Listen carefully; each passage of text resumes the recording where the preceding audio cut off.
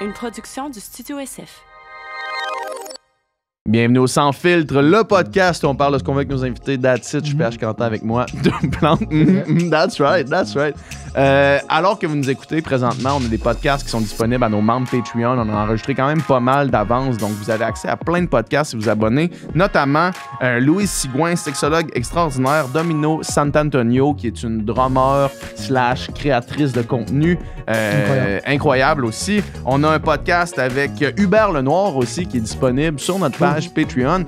Allez voir ça. C'est la meilleure façon de nous encourager. Puis après chaque podcast, on fait aussi un petit encore moins de filtres où on discute des conversations qu'on vient d'avoir. Ça, c'est exclusif aux membres Patreon. Allez voir ça cette semaine, Dom.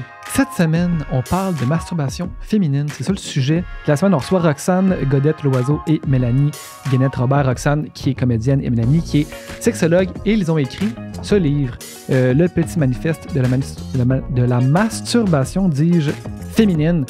Quelque chose qu'on ne connaîtra jamais. Tout à fait. Ben, qu'on peut connaître théoriquement, mais l'expérience de la masturbation féminine, on ne la connaîtra jamais. Mais c'est pas grave. À moins qu'on ait des grands changements dans nos vies. À moins qu'il y ait des changements majeurs. Ce qui est possible.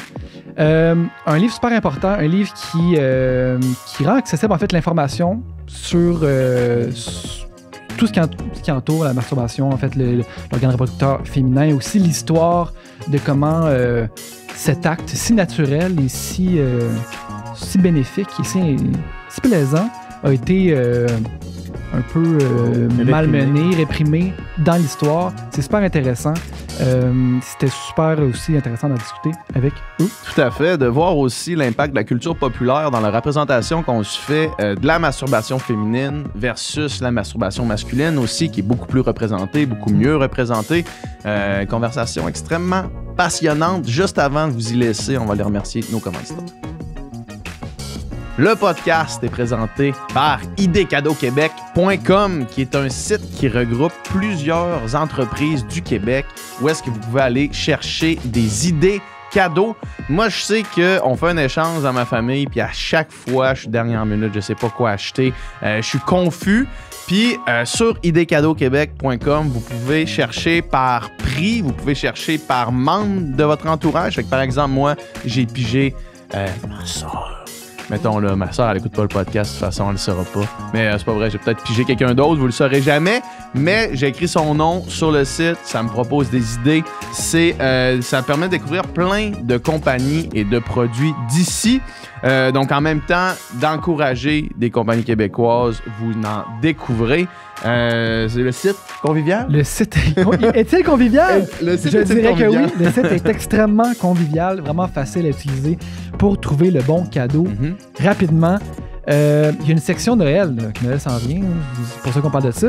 Surtout pour ça, mais en fait, le site existe tout le temps. Mais spécialement pour Noël, il y a un guide cadeau, il y a le coin pour enfants et il y a le top 50 des meilleures idées cadeaux 2021. Fait que là-dedans, c'est sûr que vous allez trouver ce que vous cherchez pour la personne à qui vous voulez offrir un cadeau. Que vous voulez gâter. Fait que il peut livrer directement chez vous ou chez la personne. Évitez les lignes du temps des fêtes.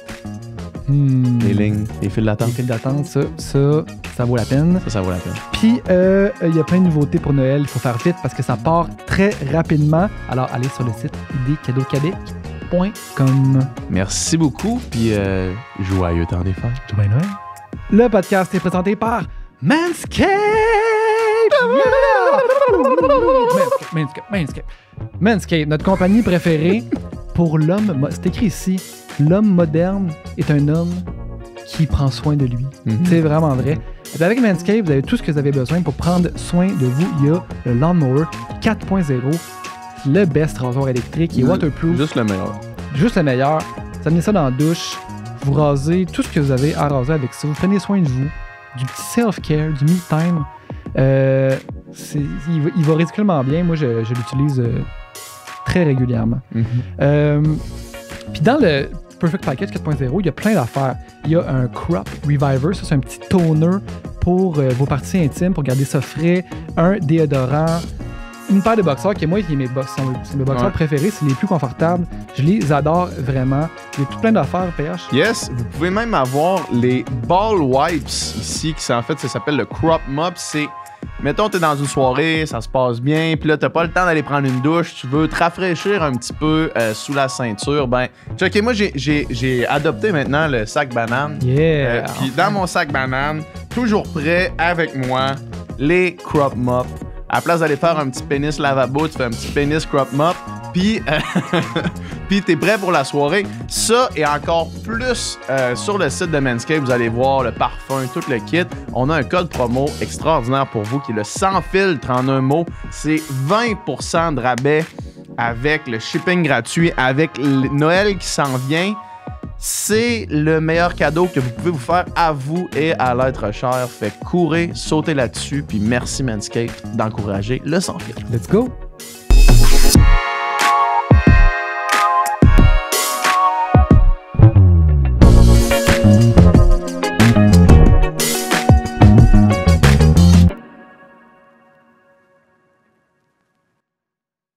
Ça tourne. Merci d'être là. Ben, merci de l'invitation. Oui, merci. Hier, j'ai lu votre livre. Félicitations en passant d'entrée de jeu. Félicitations pour ça. Merci beaucoup. Une œuvre importante. Hey, t'as tout lu ça? Ouais. Au complet? Je pense que t'es Ben le ouais. premier qui nous reçoit puis qui nous pose des l'a lu. questions, qui l'a tout lu. Ben là, crime, c'est. On est content, c'est bravo. intéressant. Ouais. J'ai été captivé. Puis ça me fait rire parce que là, je viens de voir par hasard une bougie derrière vous qui s'est marquée American Pie. Parce que Ah, ben oui, quand je lisais votre livre, j'ai repensé à un tweet que j'ai vu passer. Puis je me rappelle plus, c'était une humoriste féministe qui a fait ce tweet-là, qui disait « Si j'avais une machine à remonter dans le temps, je retournerais sur le plateau d'American Pie puis je leur dirais « On fait pas ça. » Puis hier, en lisant le livre, j'ai réalisé à quel point la culture populaire, entre autres, nous donne des images claires de ce qu'est la masturbation, spécialement la masturbation féminine, puis même inversement la masturbation masculine, puis comment ça a été débalancé pendant tellement longtemps. Puis hier, en lisant votre livre, j'ai vraiment pensé à ça. J'ai fait c'est vrai qu'il y a certaines affaires que je consommais plus jeune qui m'ont donné des clichés, images vraiment bad de ce que c'était, là, tu sais. J'imagine qu'en fait, il y a tout un chapitre autour de la culture populaire puis autour de l'histoire de ça dans le temps. Vous autres, est-ce que c'est... D'où est née l'idée, premièrement, de ce livre-là et comment ça s'est manifesté à travers votre vécu, mettons? OK. Ben l'idée est venue, ça fait longtemps que je pense à faire un livre, à créer dans le fond un outil pour les femmes, pour les aider à découvrir leur corps, puis à accéder à l'orgasme ou à la jouissance ou au plaisir sexuel en général. Puis, ben écoute, je pense vers 14 ans, je me suis dit, aïe, OK, c'est quoi l'orgasme? Je veux savoir c'est quoi. Qu'est-ce que je fais avec ça? Puis je me suis juste rendu compte à quel point j'étais mal outillée puis mal renseignée pour me découvrir, tu sais. J'avais pas de point de repère. Puis tu sais, l'organe sexuel féminin est quand même complexe. C'est juste par le fait qu'il est interne. Aussi du fait qu'on n'en parle pas. J'avais aucune idée de quoi avait l'air un clitoris entier à l'époque. Fait que j'y suis allée à essai-erreur, là, vraiment. Jusqu'à ce que j'y arrive parce que je suis une jeune fille déterminée. Mais parce que j'ai de la drague. Oh, check-moi bien. Fait que c'est ça. Premièrement, j'ai juste fait comme aïe, sérieusement, il y a un manque dans la société. Niveau éducation sexuelle, je sais pas vous, mais moi, mon cours, à part avoir vu une madame mettre une capote sur une banane, il s'est rien passé. Ça ressemble à ça. Ça ressemble à ça, hein? Absolument. OK. Ça, puis je me rappelle avoir appris aussi que l'intérieur du vagin était comme la même texture que l'intérieur d'une bouche. Non! Avoir appris ça. Sérieux? Ouais. On m'a jamais Mais dit ça. c'est intéressant quand vous avez parlé de ça parce que c'est rare. Tout le monde a l'impression, en fait, que c'est totalement lisse l'intérieur d'un vagin, Ouais, mais il y a des aspérités, tu sais, il y a Ouais. des plis qu'on appelle transversaux, mais c'est rare que j'entends des gens qui Ouais, disent « J'ai moi aussi, appris j'avais ça jamais quand entendu j'étais plus Ben, jeune. Sylvie Messier a fait un bon travail, j'imagine. Oh! Ouais, c'est ça. Elle était bonne pour mettre une capote Puis- sur un gros pénis en bois Ouais. puis nous dire ça. Ouais. Puis je me rappelle quand elle avait dit ça, tout le monde dans la classe, tout le monde était... Tout le monde se lichait à l'intérieur. Mais c'est ça, fait que j'ai réalisé à ce moment-là que pour vrai, il y avait un gros manquement à ce niveau-là. Puis un peu plus tard, ben, quand j'ai eu ma fille, je vais être comme, OK, là, j'ai une responsabilité concrète. Là. Je veux que ma fille soit outillée, contrairement à moi à l'époque. Je veux que ma fille jouisse autant et aussi facilement que mon fils. Il y a quelque chose là-dedans que je trouve... c'est une question aussi d'égalité de genre. Là. Juste l'accès au plaisir et à la jouissance, parce que moi, il y a des statistiques dont je ne vais pas me lancer dans les chiffres, là, je suis pas mal là-dedans, mais les femmes ont beaucoup plus de difficultés à jouir pendant une relation sexuelle hétérosexuelle, mettons. Puis je me dis, c'est quoi l'intérêt de se lancer dans une relation sexuelle quand t'as même pas l'espoir de jouir ou d'en tirer du plaisir, tu sais, c'est poche raide. Fait que c'est ça, c'est vraiment ça. Tu sais, j'ai eu ma petite, puis j'ai fait non, je veux qu'elle soit autonome sexuellement, parce que il me semble que la première étape pour avoir accès à une sexualité saine puis épanouie, c'est vraiment de connaître son corps puis de savoir ce qu'on aime. Parce que si tu sais pas ce que tu aimes, comment tu vas le communiquer après à ton partenaire? Fait que je pense que c'est vraiment la base. Fait qu'à partir de là, j'ai vraiment mis en place OK, mes idées, qu'est-ce que je veux aborder puis tout ça. Et bon, j'ai rejoint les éditions de l'Homme. Ils étaient super intéressés à se lancer dans l'idée. Ils ont dit OK, go, vas-y. Il me manquait un élément clé. L'élément clé, c'était Mel. J'avais besoin d'une personne qui avait le savoir, qui possédait les connaissances et l'accès aux ressources, aux articles scientifiques pour backer mon essai. Parce que dans le fond, ce que je voulais créer, c'était vraiment un outil éducatif. Fait niveau crédibilité, là, je voulais que ça soit béton. Je voulais pas juste que ça soit quelque chose sur mon expérience, pas du tout. Là, c'était pas ça. Fait que c'est là que Mel est arrivée dans le projet. Là. Toi, Mélanie, t'es sexologue, dans le fond? Oui, exactement. Puis j'aimerais ça revenir tantôt sur ce que tu disais par rapport à la culture populaire, parce que je trouve que c'est super intéressant, parce que c'était une des visées de notre livre, d'aider les gens à avoir un regard critique sur dans quelle société on évolue, comment ça forge notre sexualité. Puis on sait que les connaissances, c'est le pouvoir. Fait que quand je suis en mesure de réfléchir, de me positionner, de questionner, bien, c'est sûr que je reprends du pouvoir sur ma sexualité. Puis c'est ce qu'on voulait faire par rapport à la masturbation féminine. Fait que, tu sais, je trouvais que l'exemple que tu as donné, c'était parfait, tu sais. Quand on regarde, il y a 10 ans, c'était vraiment pas la même chose qu'aujourd'hui. On en parle davantage maintenant de la masturbation chez les femmes, mais encore, ça reste limité.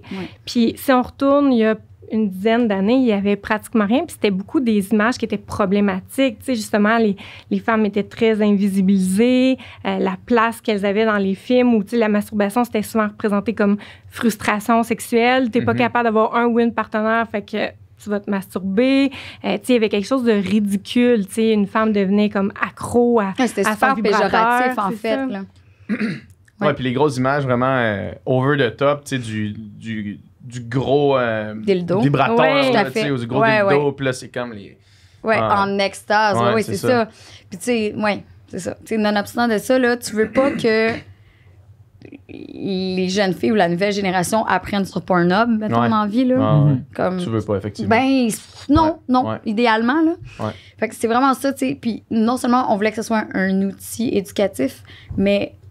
D'où là le titre du petit manifeste. C'est important pour nous aussi que les jeunes filles et les femmes qui le lisent comprennent d'où vient le malaise à toucher leur corps, d'où vient leurs insécurités, je veux dire, on a vraiment pris une position féministe dans l'écriture du livre. Là, c'est pour ça que tu parlais tantôt du chapitre plutôt historique, admettons, pour parler de la sexualité des femmes à travers l'histoire puis de la masturbation à travers l'histoire.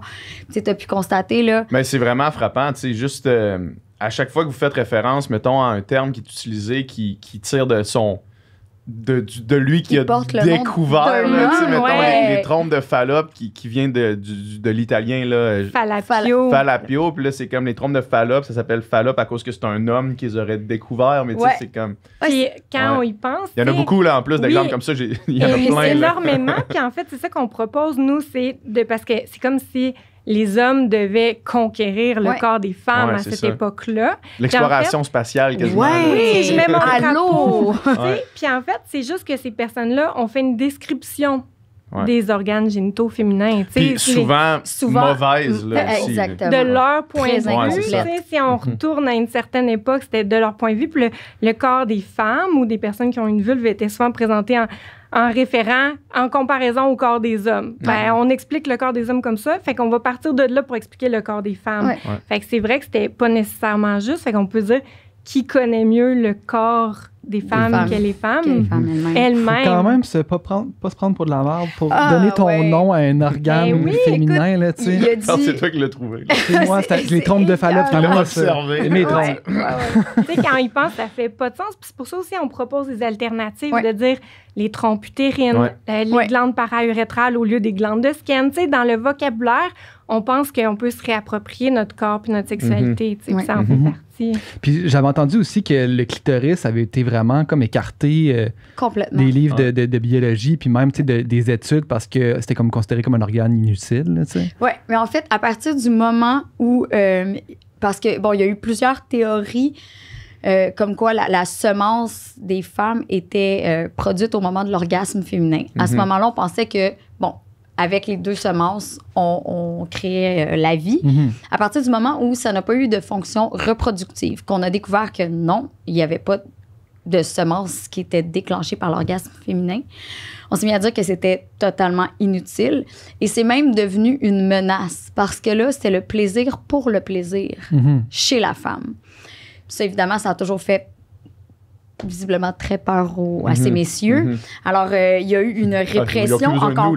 Non, pas vous autres, les boys, mais à l'époque, tu sais, c'est devenu vraiment l'ennemi à abattre. D'où, justement, on a vu le fait qu'après, le clitoris a été vraiment occulté là, de toutes les planches anatomiques. C'est hallucinant. C'est vraiment un contrôle de la femme par le contrôle de sa sexualité et de son corps. On en est venu à omettre volontairement un organe complet.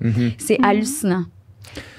C'est quoi les dangers d'une femme qui jouit, tu sais, dans le sens que pourquoi qu'on a voulu tant réprimer ça, tu sais, mettons quand on regarde même, je sais pas, dans la religion, on dirait que c'est depuis des millénaires quasiment qu'on veut réprimer là, le plaisir féminin. C'est quoi la menace que ça peut causer? Je comprends pas. Hein. Mais en fait, tu me permets, mais vas-y. Je pense que l'orgasme puis la jouissance, c'est pas... La menace, c'est juste que ça, c'est comme une conséquence du fait que la femme a pris la liberté de se découvrir. C'est l'autonomie qui fait peur aux hommes. C'est le fait que la femme soit agentive puis qu'elle décide d'explorer son corps, de jouir sans l'homme en plus. Tu sais, la clé du contrôle, hein, c'est de garder l'autre dépendant de soi. Quand l'autre s'affranchit, c'est plus difficile après de le contrôler. Je pense que c'est une des pistes, clairement, qui explique pourquoi ça semble avoir fait peur. Tu sais, c'est ça, on a dit aussi qu'une femme qui lit est dangereuse, mais c'est une femme qui s'éduque, c'est une femme qui apprend, c'est une femme qui développe son esprit critique. Si moi, je sais très bien me faire jouer, j'ai du plaisir, j'arrive avec toi, j'en ai pas, je vais peut-être te flusher facilement. Si je sais que ton comportement est inapproprié ou que je suis victime d'abus, ben, je vais peut-être te quitter plutôt que rester avec toi. Fait que c'est ça, je pense que... C'est quand même fou de voir ça sous cet angle-là, tu sais, que toutes les lacunes qu'on a au niveau des connaissances sur l'orgasme féminin, sur l'anatomie féminine, c'est le fruit de siècles de contrôle. De conditionnement. Tu sais, ça dépend de la science de l'époque, parce que c'est ça, on sait, tu sais, comme tantôt tu disais, tu sais, ça a été long avant que j'ai vraiment une représentation claire du complexe clitoro-urétro-vaginal. Peut-être on reviendra sur le terme. Dans le fond, on peut dire clitoris, c'est moins complexe. Mais en fait, tu sais, tout dépendant de l'époque, il y a des moments où est-ce que les sexualités des femmes ont été plus célébrées, tu sais, entre autres dans l'Antiquité, mais il y a des moments où est-ce que ça a été occulté, puis ça dépendait, tu sais, l'Église a eu du contrôle, la famille, la science. La science, les médecins. Par moment, dans le fond, on avait des connaissances. Après ça, les connaissances, on les cachait. Après, tu sais, il y a une urologue, Hélène O'Connell, qui nous a aidé à mieux comprendre c'est quoi ce complexe-là, le complexe clitoro-urétro-vaginal. Puis elle s'est aperçue que dans le fond, il y a des dessins qui ont été omis, comme tu l'as dit tantôt, Roxane, volontairement, tu sais, des planches anatomiques que autant dans les années 80 les schémas par rapport au pénis devenaient plus complexes, plus complètes. Autant au niveau du clitoris, on présentait le gland du clitoris, mais on oubliait beaucoup de sections. Puis, donc, elle a décidé de mener des recherches sur entre autres, des dissections, des IRM, puis pour qu'on comprenne mieux en quoi ça consiste, ce complexe-là. Puis, en tout cas, si jamais il y a des gens qui sont intéressés, on en parle de cette pionnière-là dans le livre. Puis, elle a vraiment permis aux gens davantage apprendre sur le clitoris. Fait que ça fait quelques décennies qu'on connaît l'anatomie comme il faut, ça fait pas longtemps. Les premières descriptions internes du clitoris ont eu lieu plus vers le 16e siècle. Okay. Mais oui, ça fait longtemps qu'on le sait. C'est ça, puis on a tous l'impression que c'est nouveau, mais ça fait longtemps que, dans le fond, les institutions patriarcales l'ont découvert. C'est juste que, comme elle dit, ça a été complètement flushé. Puis, tu sais, les moments où on a valorisé l'orgasme féminin, comme elle disait tantôt, ça coïncide vraiment avec une époque où on croyait que c'était utile à la reproduction. Ça, je veux juste que ça reste clair. Ouais. C'est du stock pareil, tu sais, mais même, en fait, le Moyen-Âge, ça a vraiment été une période de merde là, globalement, là, dans le fond, parce que dans votre livre, vous expliquez justement l'Antiquité, puis comment c'était déjà...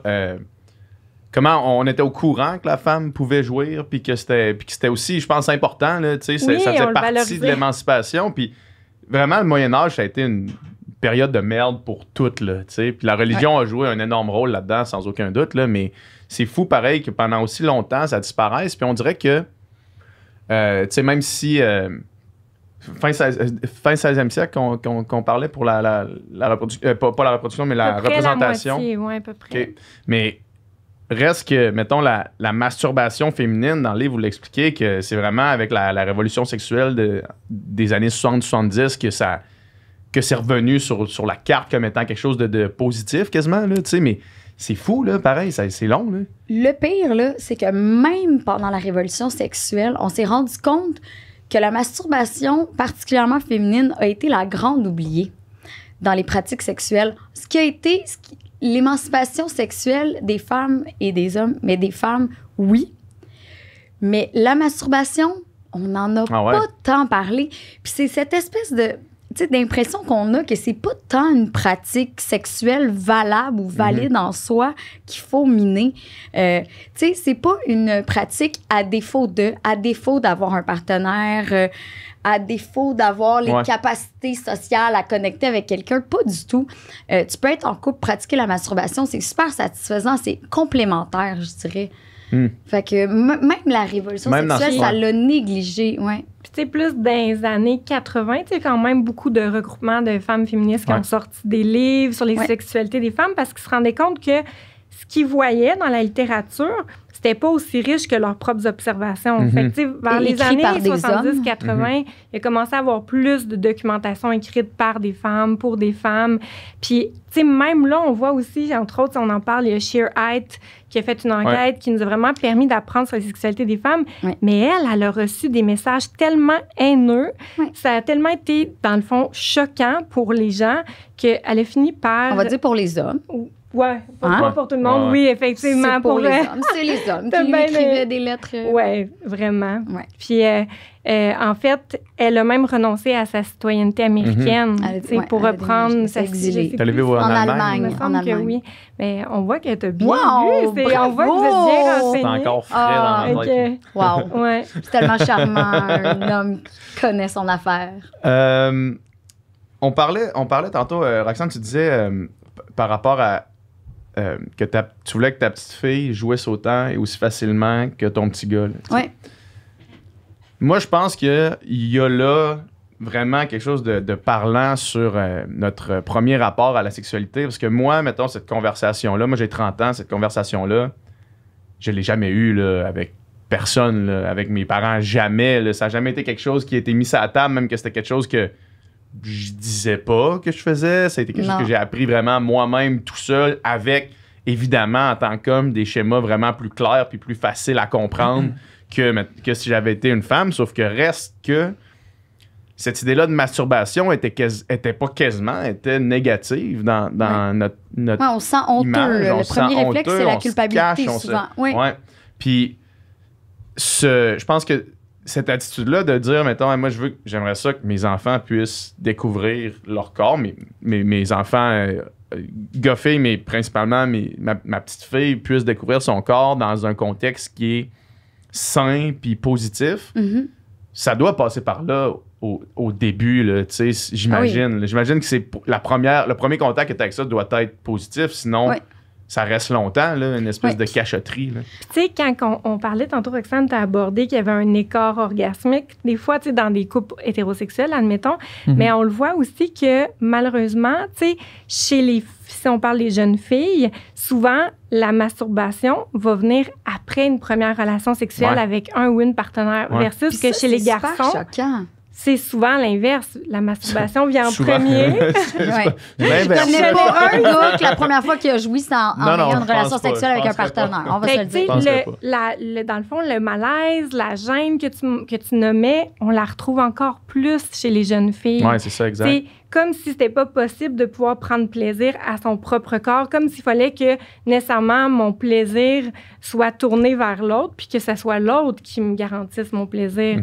Fait que je pense que c'est effectivement énormément important d'avoir une éducation sexuelle qui est positive, qui est ouverte, parce que la masturbation, on n'en parle pas suffisamment avec nos jeunes. Puis c'est la raison pour laquelle justement que la masturbation chez les jeunes filles est des fois inexistante, c'est parce qu'ils savent juste pas que ça existe, que c'est possible, c'est parce qu'il y a une honte attachée à ça, c'est parce que...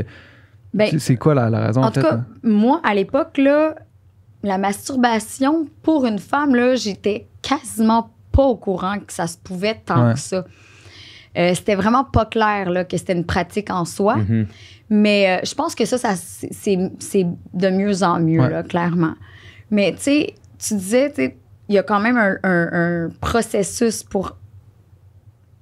faut mettre les bases, je pense, avec tes enfants pour qu'ils soient à l'aise avec ça. Puis autant... Chez les garçons que chez les filles. Tu sais, moi, mon garçon, il sait c'est quoi des menstruations. Il comprend le cycle menstruel probablement mieux que bien des hommes, malheureusement. Il sait c'est quoi un clitoris. Ma petite fille a 5 ans, ça fait longtemps qu'elle sait c'est quoi... Pour elle, le clitoris, c'est le gland de son clitoris parce qu'elle n'a pas besoin pour l'instant de comprendre toute la partie le complexe clitoro-urétro-vaginal. Mais, tu sais... Ma blonde a dit toujours ça, oublie pas mon complexe. Mon complexe clitoro-urétro-vaginal, s'il te plaît. C'est un bon exercice langagier. Puis c'est pertinent aussi pour tous ceux qui sont à l'école en ce moment, qui nous écoutent, qui veulent faire une dissertation, qui manquent de mots. Là. Ouais. Ça fait beaucoup de points au Scrabble aussi. Ça se plug super bien tout le temps dans une disserte. Mais tu sais, je suis tellement d'accord avec toi, Rox, parce que c'est important, tu sais, juste on le sait qu'il y a beaucoup de jeunes filles, ou même, tu sais, peu importe le genre, il y a beaucoup de personnes qui n'ont pas les mots pour nommer leur corps, tu sais, qui n'ont pas les connaissances pour. C'est la grosse base. Oui, puis il y a beaucoup de femmes, entre autres, tu sais, pas nécessairement juste des jeunes, qui savent pas c'est quoi la distinction entre la vulve et le vagin, tu sais, qui vont utiliser le mot vagin pour parler de la vulve, tu sais, déjà, juste d'avoir des connaissances, de savoir comment mon corps est fait, mon anatomie, de pas avoir de malaise. Tu sais, on dit que c'est tout le temps bon d'apprendre aux enfants les vrais termes pour pas qu'il y ait une connotation négative, émotive qui est chargée, qui est reliée. Comme si c'était caché ou qu'on devait en parler en chuchotant. Là. C'est ça. C'est ce qu'on essaie d'éviter. Puis on est toutes les deux très convaincus que tout passe par l'éducation, en fait, là. Toute forme de barbarie. Parce que, tu sais, tu disais tantôt que... à l'époque, au Moyen-Âge, tout ça, c'était vraiment une époque shitty. Mais honnêtement, là, on est quand même encore dans une époque de marde. On est dans une époque où... Puis c'est parce qu'on est super privilégiés, puis des fois, on l'oublie. Parce que encore tous les jours, il y a des milliers d'excisions du clitoris qui se font sur des bébés naissants, des jeunes filles.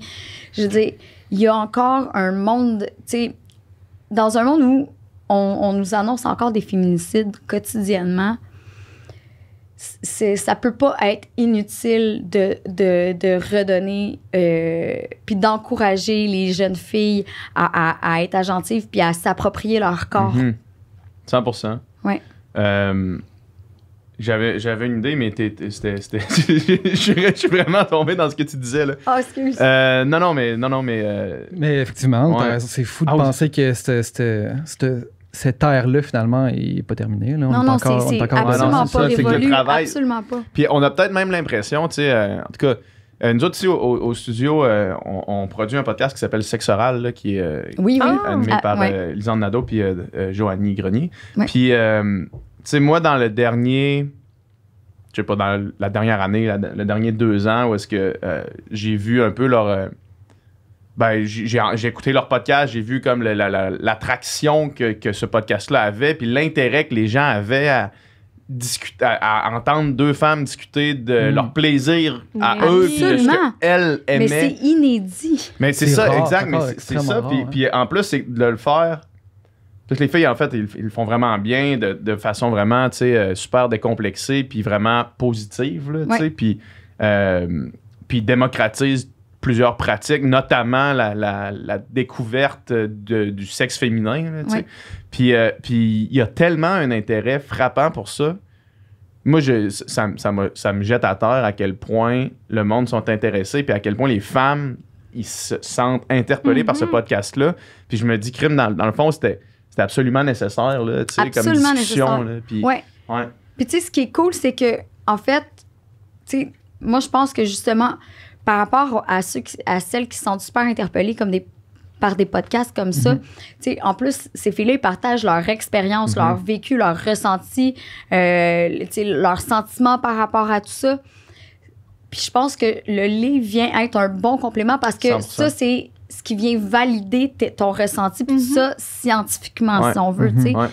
Fait que, c'est génial. Plus on va en avoir de ça, mieux ça va être. Puis, il y a des témoignages aussi, justement, dans le livre. On a des femmes de différents âges, de différentes origines ethniques, des femmes de différents horizons qui ont prêté leur voix, tu sais, dans le livre. Puis je pense que ça aussi, ça peut être puissant de sentir, de se reconnaître à travers l'autre, tu sais, de se sentir validé aussi dans notre expérience.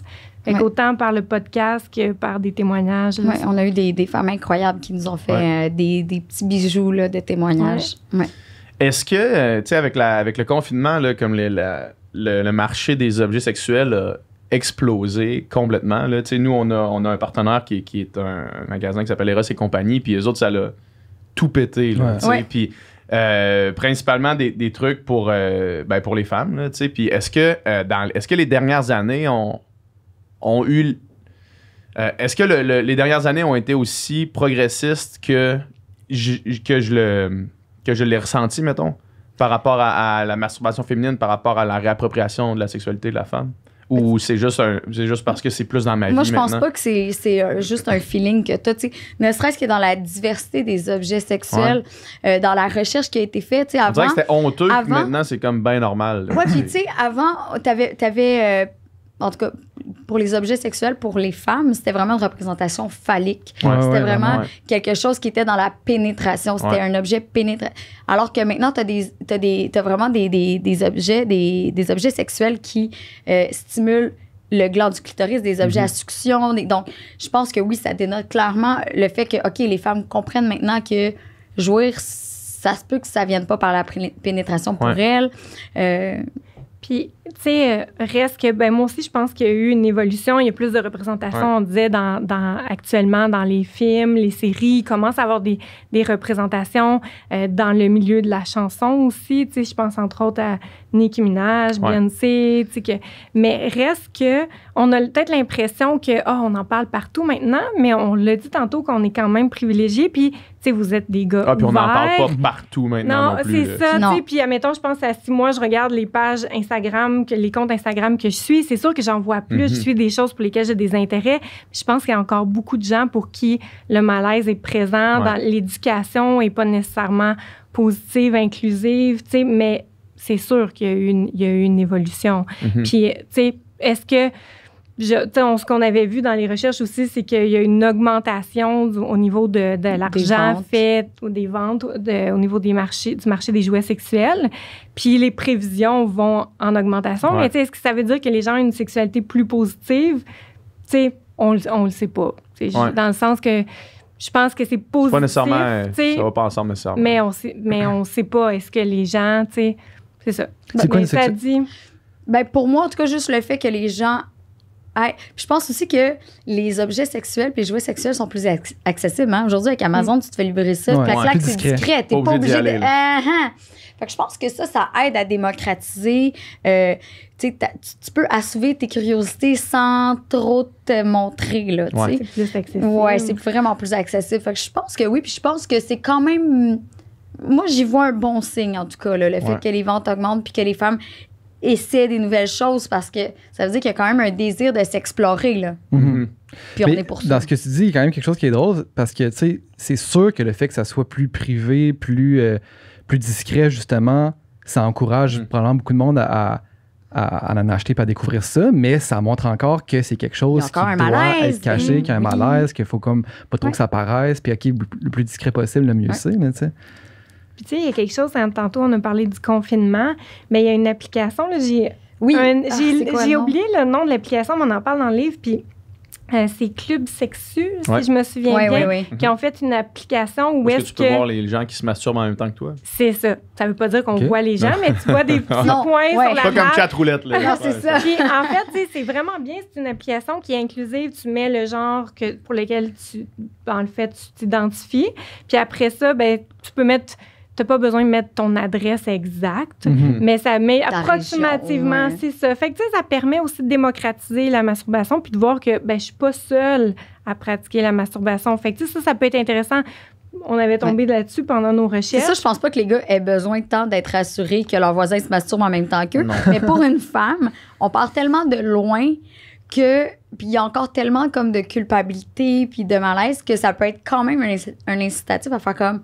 Oh, OK. Je peux peut-être maintenant profiter de mon petit moment. Là. Ouais. C'est fou quand même. Puis, fait que l'application, dans le fond, ça sert à ça. Tu vois là-dessus, puis ça permet de voir un peu à quel point finalement c'est répandu. C'est toi de rentrer l'information, c'est ça. Ouais. Mais tu sais, même... En fait, ma question est pourquoi est-ce que tu parlais de la culpabilité, là, tu sais, puis tu sais, même moi, mettons, là, si je me fais venir un masturbateur chez nous, là, mettons, je préférais je préférais qu'il reste pas sur la porte patio longtemps, là, tu sais, puis je vais pas le mettre sur la table de chevet de même, puis pourquoi on a ça? Parce que, tu sais, finalement, dans une société que t'aimerais que tout le monde se masturbe, mais t'as raison, c'est un besoin... En tout cas, selon moi, là, c'est un besoin essentiel. C'est mettons mon sel, mon poivre, je le range pas, là, je le laisse sur le comptoir. Là, oui, tu sais, c'est ça, mais ça, c'est ça. Ça vient avec l'histoire. On nous a tellement dit que c'était pas bon, que ça allait rendre sourd, que t'allais être malade, que t'allais aller en enfer. Puis ça, là, ça a été porté par le silence de tes parents aussi, par rapport au fait de pas aborder ça. C'est ça. C'est là qu'on tu dois le faire juste si tu n'as pas de partenaire. Ça, c'est quelque chose qui a été beaucoup aussi véhiculé. C'est comme... C'est un loser. Oui, il y a quelque chose malheureusement, il y a des messages qui sont véhiculés, qui sont erronés. Il y a une partie qui reste aussi peut-être que c'est ton intimité, puis c'est correct. Mais pourquoi on a autant d'inconfort puis de malaise? Ben, c'est questionnable. Ouais. Puis est-ce que, mettons, Roxane, est-tu une anomalie, mettons, avec son ouverture avec ses enfants, ou maintenant, les jeunes parents, mettons, c'est vraiment plus ouvert que, mettons, dans notre temps? Là, parce que moi, mettons, justement, mes parents, il y avait quand même on n'en parlait pas, puis c'était cette génération-là. Puis maintenant, est-ce que ça a changé, mettons, chez les nouveaux parents, ce qu'on sait? Je pourrais pas dire. Par contre, si tu me permets, il y a peut-être plus d'outils d'éducation à la sexualité de disponibles. Puis... est-ce que les parents sont plus confortables? Ça, je pourrais pas te dire. J'ai pas de statistiques par rapport à ça. Mais, entre autres, ça peut aider maintenant à l'école, avec les contenus pédagogiques en éducation à la sexualité. On doit, entre autres, aborder le plaisir sexuel. Fait que des fois, ça peut être un levier aussi pour le parent. Ça dépend des milieux. Il y a aussi dans les centres de services scolaires, des porteurs de dossiers, des sexologues. Fait que je pense peut-être qu'au niveau des outils, il y a peut-être une accessibilité qui est différente, mais je pourrais pas dire est-ce que les parents sont plus confortables ou non. Je pense que ça s'améliore lentement, trop lentement à mon goût. Mais oui, je sens encore un malaise, là. Tu sais, ma petite, il y a comme 2 ans, était au CPE, puis, tu sais, bon, elle est allée faire son pipi aux toilettes, puis là, son éducatrice se demandait si c'était correct, puis elle a dit « Oui, j'essuie mon pitoris ». Elle était pas capable de dire clitoris comme il faut. Fait qu'elle essuyait son pitoris. Puis, tu sais, le premier réflexe de l'éducatrice, ça a été quand j'ai été chercher ma fille de me dire Wouhou! Qu'est-ce qui s'est passé? Comment ça qu'elle connaît ce mot-là? Elle m'a pas du tout fait culpabiliser, mais elle était quand même vraiment comme étonnée. Oui, déstabilisée. Tu sais. Même chose pour mon fils qui avait fait des commentaires en classe pour expliquer le cycle menstruel. À peu près à l'âge de 4 ans, tu sais, le monde est vraiment parfois choqué même, je te dirais. Fait oui, je pense que je suis un peu une bébite encore. Tu sais, je pense que je suis une personne très ouverte. Ma vision aussi de la nudité avec les enfants, par rapport aux enfants, tout ça, je la sens encore différente. Je sens encore un regard différent. Puis oui, tu sais, des fois, tu sais, c'est ça. Je me souviens même de la réaction du papa de mes enfants quand mon fils, ça fait à peu près 3 ans, quand il a vu que j'avais du sang puis que j'étais menstruée, puis qu'il m'a demandé « Maman, pourquoi tu saignes? Est-ce que tu as mal? Est-ce que tu es blessée? » Puis, j'ai vulgarisé pour qu'il comprenne dans ses mots à lui, sauf que je lui ai expliqué qu'est-ce qui se passait concrètement. Puis, je me souviens que son père a fait « C'était-tu vraiment nécessaire d'y expliquer que là, tu as un nid dans ton ventre qui se défait à tous les mois pour accueillir un œuf qui est fécondé par une graine qu'il a dans ses testicules, qui passe par le pénis pour aller dans... » Mais au bout du compte, mon fils ne fait aucun cas de ça, ni ma fille. Ils comprennent comment on fait des enfants, comment on peut se reproduire. Ils comprennent aussi pourquoi tel ami dans la classe a 2 mamans. Ils comprennent pourquoi tel enfant n'a pas nécessairement la même couleur de peau que tel... Tu sais, puis je pense que plus on en parle, plus on va faire des êtres humains bons et ouverts. Ouais. Mais le tabou puis le malaise là-dessus, il est pas... il est construit, là, dans le sens que absolument. Si ton enfant de 5 ans, pour lui, c'est que tu parles des nuages, comment ça fonctionne, puis de ton cycle menstruel, c'est la même affaire. Là, fait que si tu décides qu'il y a un malaise, puis c'est toi qui crée la barrière. Ben exactement. C'est sa première référence. En plus, souvent, c'est que cette curiosité-là, ils l'ont, tu nais avec, là, quand tu découvres des sensations, puis tu commences à expérimenter, puis là, tu te fais dire non. Oui. Ça, c'est pas bon, là. Puis c'est super normal, puis sain, puis naturel, là, qu'un enfant, puis même un bébé, là, très jeune, stimule leurs organes génitaux, puis c'est super normal. Tu peux leur dire, ma chérie, mon chéri, si tu veux faire ça, par exemple, va dans ta chambre, prends un moment pour toi. Mais il faut pas que ça... Je pense que c'est vraiment pas une bonne idée de sermonner un enfant. Non, il faut plutôt leur expliquer le concept de l'intimité, là, comme tu as souligné. Oui. Puis le consentement aussi, c'est niaiseux, mais le plus tôt ils comprennent tout ça, le mieux c'est. Ouais, si c'est une évidence ou quelque chose qui est comme... Acquis depuis... Ouais, complètement acquis de comme... C'est ça, la sexualité va de pair avec consentement. On gagne quand même un bon longueur d'avance. Mais mon neveu, ils se sont fait installer un bidet chez eux. Oui. Puis... il est resté 10 minutes sur le bidet. Il a pogné quelque chose. Là. Mais oui, il a découvert. Oui. Il a pogné quelque chose, là, tu sais. Puis là, c'est comme, c'est le travail d'expliquer c'est quoi, mais en même temps, en disant, ben là, peut-être 10 minutes sur le bidet, c'est de l'eau pas mal. Puis en même temps, niveau écologique. En même temps, tu sais pas trop comment l'aborder. Mais ça aussi, c'est encore un espèce de tabou, là, la stimulation anale, le sexe anal, tout ça, c'est encore super tabou. Puis il y a encore une espèce de préjugés. Puis si un gars aime être stimulé analement, hop, on discute de son orientation sexuelle, Écoute, je trouve qu'on devrait tellement laisser ça derrière nous. Là, du plaisir, c'est du plaisir. Là, tant que ça reste entre adultes consentants, d'où ça vient, on s'en sac. Là. C'est intéressant qu'elle se parle pour dans le fond, le tabou entourant les pratiques anales, parce que quand on a fait les recherches, on en parle justement, nous, de l'anus, entre autres, dans le livre, puis du plaisir qu'une femme peut en retirer pendant la masturbation. Mais quand on faisait des recherches, il n'y avait tellement pas de choses sur le site. On parle plus des vulves, du vagin, mais rien entourant la zone anale. Fait que c'était très limité. Fait qu'on Je pense que ça, c'est quelque chose... Encore là, le seul milieu où tu peux retrouver des références-là, c'est la pornographie traditionnelle. Puis, comme on disait tantôt, c'est pas la première image que tu veux donner. Claire, non, vraiment pas. Puis, avez-vous découvert quelque chose sur le sujet ou dans le fond, sur le sujet du plaisir anal, ou bien vu qu'on connaît rien, on est encore à ce niveau-là, mettons? Qu'est-ce qu'on sait, qu'est-ce qu'on peut dire, c'est mettons? super nervuré, l'anus, tout ça, on peut en tirer beaucoup de plaisir. Je pense aussi la pénétration anale pour un homme, ça vient stimuler la prostate, qui est une zone érogène, sensible aussi, mais... Puis, pour ce qui est des hommes, on n'a pas creusé. Si on reste par rapport à la masturbation, mais on parle justement de différents types de jouets sexuels, lesquels peuvent être utilisés pour ce type de pratique-là. On parle aussi du fait que c'est pas tout le monde qui apprécie la pénétration anale, mais le pourtour peut être stimulé, caresser avec les doigts. En fait, on parle des diverses pratiques que les femmes auxquelles peuvent avoir recours, les outils. Oui, on donne des pistes. Donc, c'est ça. On parle un peu de puis je pense que c'était d'enlever le tabou aussi qui entoure. Parce que déjà que c'est la masturbation chez les femmes, c'est peut-être plus tabou. Bien, la masturbation qui implique la région anale, ça l'est d'autant plus. Fait qu'on voulait, dans le fond, normaliser, valider les femmes pour qui c'est leur expérience. C'est plaisant. J'ai eu un cours à l'université qui était sexualité et cinéma.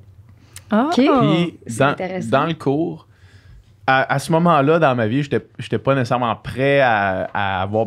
j'étais pas prêt. J'aurais dû l'être, mais c'était vraiment un choc, l'interprétation qu'on avait eue d'une scène en particulier. Je me rappelle plus c'est quoi le film. Sauf que notre professeur avait dit... C'était un film réalisé par une auteure féministe. Puis c'était un film de pornographie. Il y avait Rico Siffredi là-dedans, qui est comme le porn star italien qui a fait un cross vers le cinéma. Puis c'est comme un film... c'est de la pornographie, mais avec une histoire. C'est dur. Film de genre. Un film de genre, ouais, c'est ça, mais comme avec des scènes vraiment claires là, de pornographie. Puis à la fin, dans le fond, le film finissait sur un close-up du vagin avec la tête d'un bébé qui sortait, tu sais.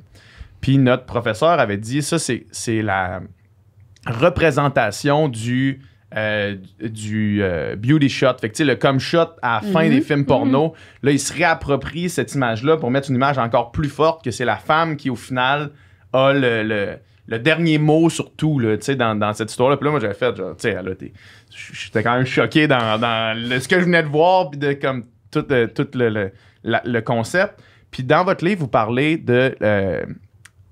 qu'une des raisons pourquoi l'éjaculation féminine a été tassée souvent, c'est parce que l'homme voyait l'espèce de mouvement de puissance de l'éjaculation masculine, puis se sentait attaqué par la reprise par une femme encore plus puissante. Encore plus puissant. J'ai trouvé ça fascinant comme lien. Puis j'ai fait ce lien-là avec ma tête de finalement le film que j'avais regardé. Au final, c'était quand même vraiment avant-gardiste de retourner les codes. Oui, tu sais. Absolument. Que le film pas se finisse sur un cum shot, mais il se finisse sur l'ultime cum shot, dans le fond. Tu sais.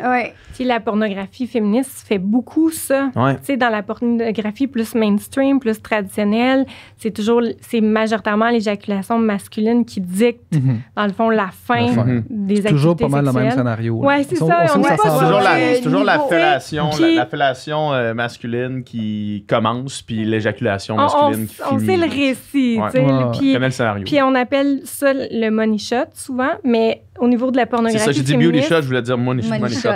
C'est autre chose. C'est plus romantique. Mais au niveau de la pornographie féministe, on voit que l'éjaculation chez les femmes ou chez les personnes qui ont une vulve est souvent, dans le fond, ce qui met fin au scénario. Il y a comme justement, quand tu disais le revirement des genres, l'élargissement des codes, mais on le retrouve ça dans la pornographie féministe, justement. L'éjaculation féminine, vous avez un chapitre là-dessus dans le livre, puis moi, c'est quelque chose que justement, vous dites, il n'y a souvent pas de documentation, pas de données. J'ai déjà voulu faire mes propres recherches là-dessus. Savoir d'où ça venait, qu'est-ce que c'était, puis tout ça, puis sans trouver tant de réponses à mes questions. Attends, limité. Oui. Nous autres aussi. En avez-vous des réponses à mes questions? Ben, tu peux les envoyer, puis on va voir si on a des réponses. Probablement qu'on en a, mais tu peux y aller. Ouais, vas-y. C'est quoi tes questions? On sait-tu d'où ça vient, cette affaire-là? C'est quoi ça? C'est quoi l'éjaculation féminine, mettons? C'est pas encore si clair de où ça vient. Puis ça dépend aussi de quel type d'éjaculat on parle. OK. On en connaît 3. Tu peux les exposer, Mel?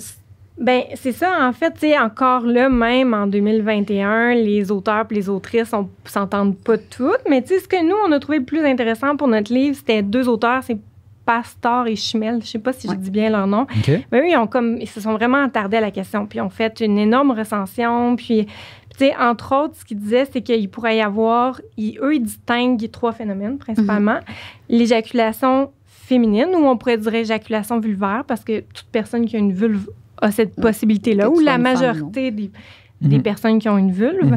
Puis en fait, il y a une partie qui proviendrait, en fait, tantôt on avait glissé un mot sur le complexe clitoro-urétro-vaginal. Absolument. Donc, parce que ce qu'on voit, ce qui est le plus présent, ce qu'on voit d'emblée, c'est le gland du clitoris. Mais on sait que le 9/10 du clitoris est interne. Comme l'iceberg, là, dans le fond. Exactement. C'est la pointe. Oui.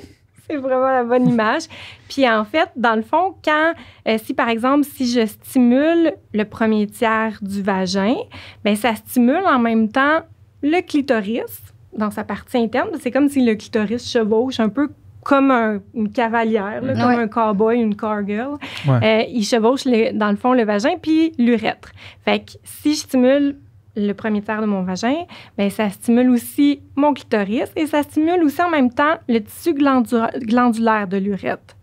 Fait que ce que ça fait, c'est que certaines femmes avec ce type de stimulation-là ou certaines personnes avec une vulve pourraient connaître une éjaculation par ce qu'on appelle les glandes para-urétrales. Donc, c'est des glandes, il y a des petits orifices là, où l'urètre, puis il y aurait un liquide qui serait sécrété, mais là, quand on parle d'éjaculation féminine, selon ces auteurs et autrices-là, ce serait à environ 1 millimètre. Fait que ça serait quand même... Pas 1 millimètre, 1 millilitre. Ah, mon Dieu, 1 millimètre. Ouais. On n'est pas dans la bonne mesure de Moi, quantité. j'étais comme confiante, 1 millimètre. Ça, on peut même pas le remarquer souvent. Là. Ben, c'est ça. Tu sais, souvent, ça se mélange aussi avec la lubrification. Puis, fait que ça, il y a beaucoup de femmes qui, dans le fond, éjaculeraient de cette façon-là, sans nécessairement s'en apercevoir. C'est translucide comme liquide. Il y a peu d'odeur. Mais, tu sais, ça, probablement, peut-être auquel tu penses, qui est une quantité plus importante. Voit Pornhub, là, mettons, il y a des quantités des fois impressionnantes. Ouais. Ça serait le squirting, selon les auteurs et les autrices. Parce que des fois, c'est des bonnes quantités, là, puis tu sais, c'est... Ça peut aller jusqu'à 500 millilitres à peu près. Là, j'ai dit millilitres, hein? C'est parfait. C'est la bonne affaire. Des fois, je me dis, elle doit être déshydratée, là. Ça doit être... Non, mais tu sais, c'est des bonnes quantités quand même. Là. Puis en fait, ce que eux, ils ont dénoté... Hein? Non, je pensais que tu étais découragé par moi. Ah, je me grattais l'œil. Je me grattais l'œil. Je me grattais l'œil. Dans le fond, tu sais, c'est que pendant, mettons, tu sais, comme une forme de pénétration ou une autre, pendant les activités sexuelles, il semblerait que la vessie se remplisse quand même rapidement. Puis en fait, tu sais, ça, le squirting, ben ce serait... On pourrait dire, tu sais, il y a certains auteurs qui suggèrent l'eau d'urine parce que c'est que, dans le fond, le liquide a passé à, tu sais, a pas fait le processus complet, c'est ça. Il n'a pas passé par le processus complet pour lequel on doit passer pour de l'urine, tu sais. Fait que c'est expulsé vraiment rapidement. C'est pas mal, c'est comme, il n'y a pas d'odeur, c'est transparent, tu sais. Fait que c'est pour ça qu'il y en a qui suggèrent l'eau d'urine. Mais en même temps, tu sais, c'est dommage, je trouve, puis on le souligne dans notre livre, qu'on se questionne encore sur la validité, la composition de l'éjaculat, tu sais, d'où ça vient, comment c'est fait, tu sais. On devrait plutôt célébrer comme, hey, le corps a cette possibilité-là. Puis c'est pas grave si on n'est pas sûr exactement de quoi c'est composé ou comment. Tu sais, l'important, c'est que le corps féminin, tu sais, a ces possibilités-là. Puis on devrait... Il y a même des femmes, des féministes qui vont suggérer d'appeler ça le flux de joie. Mais absolument, c'est pas grave, mais c'est quand même, je trouve, surprenant. Oui. Qu'il y a encore des mystères autour. On sait tellement de choses. On envoie des sondes dans le fond du système solaire, mais on sait pas ça. Fait qu'il y a quand même quelque chose qui est surprenant. Oui, c'est vrai. Mais tu sais, ça, c'est pas mal les hypothèses. En fait, c'est pas mal les recherches qui seraient le plus plausibles.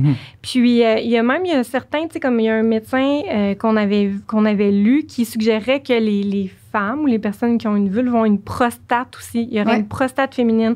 Mais encore là, comme elle n'a pas la même forme que au niveau du corps des hommes ou des gens qui ont un pénis, ben ça devient difficile quand il n'y a pas de référent. On disait tantôt, le référent, c'est souvent le corps masculin. Ça devient débousselant. Fait que là, c'est comme, c'est pas tout le monde qui s'entend, mais en fait, semblerait, il y a même je sais plus comment on appelle, mais les organisations qui développent les nomenclatures au niveau plus physiologique, il y a une organisation dont le nom m'échappe, là, qui dit qu'on devrait davantage utiliser le terme de prostate féminine, justement, pour parler de ce qu'on peut aussi appeler les glandes paraurétrales. Mais il y a des hommes que ça choque qu'on puisse avoir une prostate. Ah ouais, hein? C'est ma prostate. Ouais. C'est moi qui en ai une. C'est juste moi qui ai ça. C'est moi qui en ai une. Ouais. Ils n'ont pas beaucoup de vie, ces gens-là. Hein. C'est que chez les femmes, elle serait comme même lurette, mettons. Mais ça pourrait changer la forme que ça prend, la façon dont elle est positionnée, ça pourrait varier d'une femme à l'autre. Fait que il y a ça aussi qui devient plus difficile. Comme on n'a pas quelque chose d'assuré, on n'a pas un modèle, ben là, c'est plus difficile à expliquer. Fait que, des fois, les recherches, ils tassent un peu ça de côté. Ouais, c'est un peu no man's land, puis il n'y a pas tant de monde qui s'y intéresse. C'est tout simplement ça. On n'injecte pas les mêmes sommes dans les organes sexuels féminins que dans ceux de la NASA pour les explorations sur Mars. C'est pour ça, Dom. C'est ça. Ça nous prendrait un Elon Musk de. Ah oui, un Elon. Ouais, de l'organe féminin là, qui veut. Du clito. Je suis down. J'ai pas les fonds, mais j'aimerais. Le point G, lui. Qu'il faut comme changer notre vocabulaire.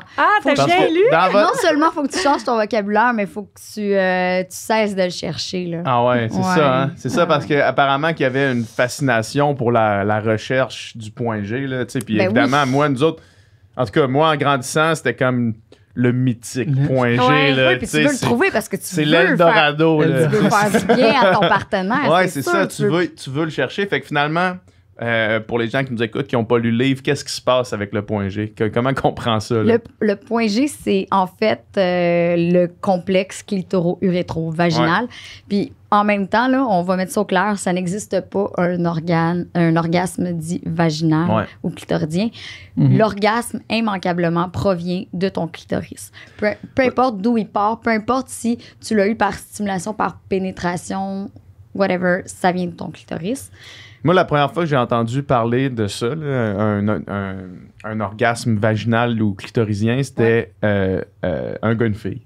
Fait que je vais écrire à Guilla, je vais faire Guilla, tu fais t'as fait une mauvaise éducation sexuelle aux jeunes de mon âge. Tu sais, si je peux revenir sur le complexe clitoro-urétro-vaginal, mais c'est la zone que je vous parlais, tu sais, que justement, on devrait plus dire point G, que c'est pas le terme qui est juste, mais c'est dans le fond, oui, il y a une partie, le premier tiers du vagin qui est plus sensible à cause de ce qu'on disait tantôt, le clitoris qui chevauche, dans le fond, le vagin, puis qui chevauche l'urètre aussi. Fait que c'est ce complexe-là, tu sais, clitoro-urétro-vaginal, c'est parce qu'il y a le clitoris, l'urètre, puis le vagin. Puis, tu sais, on dit même que l'urètre, on devrait le considérer comme un organe sexuel, justement. T'sais, fait que, on parle plus de point G, puis effectivement, tu sais... Oui, vas-y. Excuse-moi de l'interruption, mais mettons, comment est-ce que dans le quotidien, on en parle, tu sais, parce qu'on s'entend que, mettons, dans l'action, c'est moins le fun de commencer à trébucher sur le complexe vaginaux-clitoro. Mais parle de clitoris. Tu sais, admettons, si tu dois ou tu pénètres, peu importe avec quoi ta partenaire, demande-lui juste, est-ce que ça, tu le sens? Est-ce que ça te procure du plaisir? Tu n'es pas obligé d'y aller avec le complexe clitoro-vaginal parce que tu as raison que ça peut être... T'as le goût de te mettre à saigner du nez pendant ton cuni, mais... c'est quand même important. Peut-être pas d'en parler pendant, mais autour d'un petit souper, une petite bouteille de vin, là, la communication, c'est la clé pour...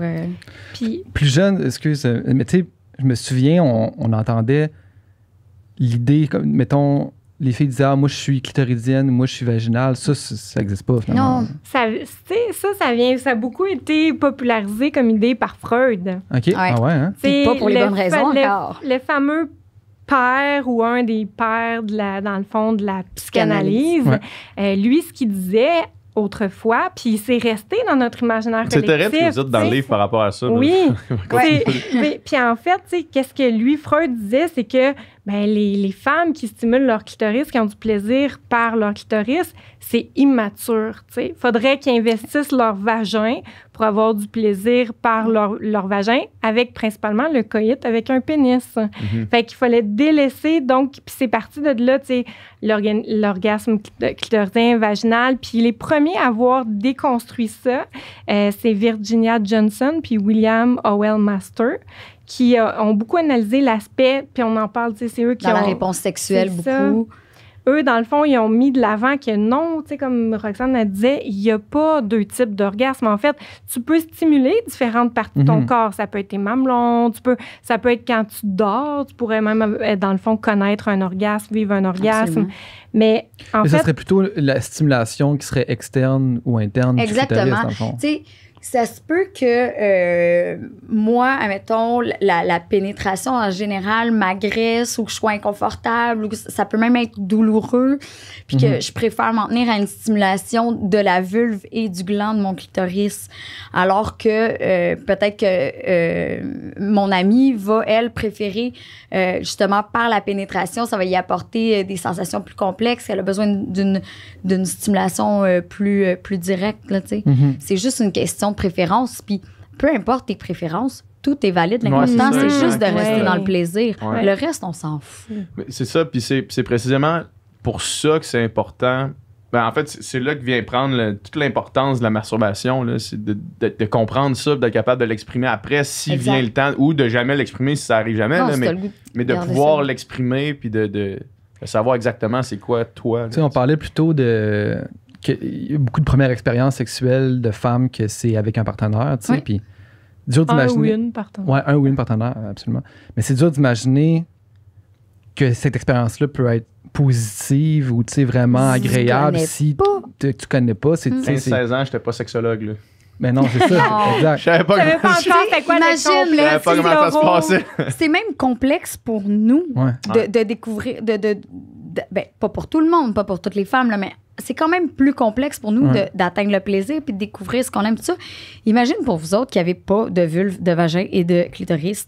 C'est sûr que c'est rough. Puis, tu sais, c'est aussi un aspect du livre, là, parce que, oui, c'est super féministe, mais d'un autre côté, je pense que c'est aussi la responsabilité des femmes puis des jeunes filles aussi de prendre en main leur plaisir. Parce que je trouve ça un peu... sérieux, c'est de mettre beaucoup de pression sur sa partenaire, de dire... Allez, voilà, je suis là, fais-moi jouir. Si toi-même, tu sais pas te faire jouir, puis si tu communiques pas à l'autre des pistes, là, c'est rochant, ça met de la pression, ça met de la pression d'amener l'autre au plaisir aussi. C'est super rochant. Enfin, je pense que c'est vraiment... Prends tes responsabilités. Il y a quelque chose aussi de... Ça doit être extrêmement... moi, je serais soulagée à être un homme, puis qu'une femme me dise « Hey, je vais me gérer. On va jouer à deux. Inquiète-toi pas, je me connais bien, ça va bien aller. » Pour l'angoisse de performance, là, ça fait du bien. Là. Ça, c'est sûr. Puis, tu sais, vous avez souligné que ça devient difficile d'exprimer tes préférences, tes limites, tes besoins quand tu les connais pas, tu n'as pas le vocabulaire. Puis, il y a aussi... malheureusement, beaucoup de femmes et de jeunes filles qui ont des complexes par rapport à leurs organes génitaux. Tu sais, on manque de représentation diverse des organes génitaux féminins. Puis, tu sais, il y a un super projet qui est le Geno Diversity Project qui soulevait qu'il y a à peu près 90% des femmes qui ont déjà eu des complexes, soit principalement à l'adolescence, au début de l'âge adulte, par rapport à leur vulve. Fait que ça devient difficile aussi. Tu sais, tantôt, on parlait de qu'est-ce qui fait qu'il y a un malaise, un inconfort face à la masturbation. Ben oui, il y a l'éducation, il y a tout le patriarcat, mais il y a aussi, des fois, cet inconfort-là, le manque de représentation, le fait de ne pas connaître sa vulve, mais de nourrir des complexes. Tu sais, si j'ai de la difficulté à explorer, à regarder ma vulve, ça devrait être la base, être capable de nommer certaines parties, être en mesure de toucher, d'explorer, de regarder. Ça devrait commencer par ça. Complexe qui est renforcé souvent par la pornographie mainstream. Là. Ouais, c'est sûr. Une belle petite vulve blanche épilée, rose cute. On n'a pas toute cette vulve-là. Là. Non, mais tu sais, juste... Ben, un autre, je vais lancer encore des fleurs à Sylvie Messier qui avait au final fait un travail pas bravo, Sylvie! Est-ce qu'elle nous écoute? Oui. Sûrement pas. Mais dans le fond, il y avait... Elle disait aux filles dans la classe de prendre un miroir, de le mettre à terre, de se squatter par-dessus, puis de regarder le miroir, puis de s'explorer, puis de prendre le temps de regarder c'est quoi, là, tu sais. Oui. Puis j'imagine qu'il n'y a pas beaucoup de monde, qu'il n'y a pas beaucoup de monde, c'est pas la majorité qui font ça, là, tu sais. Quand t'es jeune. Justement, en parlant des diversités de vulves, vous avez une bonne section dans le livre où est-ce que vous recensez cette étude-là. Là, puis je pense qu'il y a comme... C'est genre 69 teintes différentes. C'est exactement ça. J'ai retenu le chiffre. Ben non, mais c'est le chiffre. Bon à l'école. C'est le chiffre le plus facile au monde à retenir. Surtout quand on parle de vulve, c'est comme... C'est sûr, j'allais pas le laisser passer. J'avais même pas fait le lien. Tu vois, un esprit masculin, j'avais jamais fait le lien. Moi non plus. Moi, je me souvenais jamais du foutu chiffre de nombre de teintes de couleurs de vulve qu'on avait recensé. Mais ça, voilà, merci, je l'oublierai plus. C'est comme ça que j'ai passé mes cours à l'école. C'est juste tout le temps trouver des trucs qui ramènent à une 69 plus 5, ça c'est 69 moins 12. C'est sa seule référence. Béchard, c'est combien, Béchard? Bon, c'est 69 plus 32. mais ouais, effectivement, puis avec le projet aussi de l'artiste visuel dont j'ai oublié le nom, là, qui a pris des photos de différents vagins pour ensuite en faire des illustrations, puis de différents vulves. Pardon. L'importance du vocabulaire. Oui. Puis ce projet-là, c'est super pertinent, là, dans le fond, là, parce qu'après ça, les illustrations, tu le vois dans le livre, vous avez une page, puis c'est OK, non, il y a quand même des bonnes différences. Là. Ben oui. Puis sont toutes belles, puis sont toutes parfaites. Là. Le but, là, est-ce que ça te fait jouir? Est-ce que tu peux en tirer du plaisir? Est-ce que tu peux donner la vie au travers de ça? Elle remplit toutes les fonctions. High five à ta vulve. Sérieusement. Puis, comme tu disais, Mme Messier avait suggéré de mettre le miroir. Bien, c'est encore un exercice qui est suggéré. Ouais. C'est sûr, mais en fait, c'est juste, on dirait que ça fait tellement du sens. Là, mais oui. Mettons, pour un gars, pour nous autres, c'est facile de. Ah oui, c'est ça, explorer la graine. C'est ça, là, c'est là. Vous êtes exposés, Tout nous, le on temps. le voit pas nécessairement. Là, non. Une autre affaire, je viens d'y penser en disant graine. Une affaire, vous dites dans le livre, c'est que même, parce qu'on parle du vocabulaire, l'importance du vocabulaire, puis que même pour.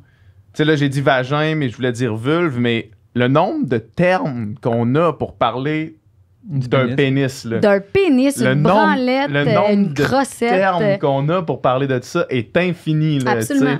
Infini, mais le nombre, la terminologie, on dirait que ça a tellement été que là, je dis vulve, puis j'ai envie de rire un peu, là, tu sais. Oui, à cause de genre, c'est ça. D'utiliser les bons termes. Puis c'est vrai, tu sais, quand tu dis, il y a tellement de mots qu'on peut utiliser pour le pénis, la masturbation avec un pénis. Puis tu sais, c'est dommage parce qu'on remarque que les expressions ou ce qu'on utilise les organes génitaux des femmes, c'est souvent péjoratif, négatif. Tu sais, quand on dit à quelqu'un, c'est une poussie, c'est négatif, c'est péjoratif. Tu sais, un douchebag, c'est un terme que les gens utilisent parfois, c'est une douche vaginale. Fait que, tu sais, il y a comme souvent des connotations négatives au niveau des organes génitaux féminins quand on les utilise. Quand on utilise... Aussi, le mot cunt en anglais qui est vraiment... Tu connais ça?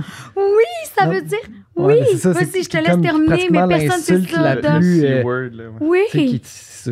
Qui est un mot qui est une insulte, en fait, là, quasiment encore plus vulgaire que fuck ou que n'importe quoi. Là, puis ça fait référence. Oui, exact. Ouais. C'est fou, au quand sexe même, féminin. En fait, c'est les hommes, évidemment, qui se sont mis à utiliser le sexe féminin pour insulter d'autres hommes. T'imagines? Ça part de loin. Hein? La misogynie est bien, bien ancrée. Puis aujourd'hui, on sait même plus... On connaît plus les origines de ces mots-là. Donc, on les utilise avec une certaine insouciance, mais vu pas... Il y a quelque chose qui reste toujours. Il va falloir vraiment...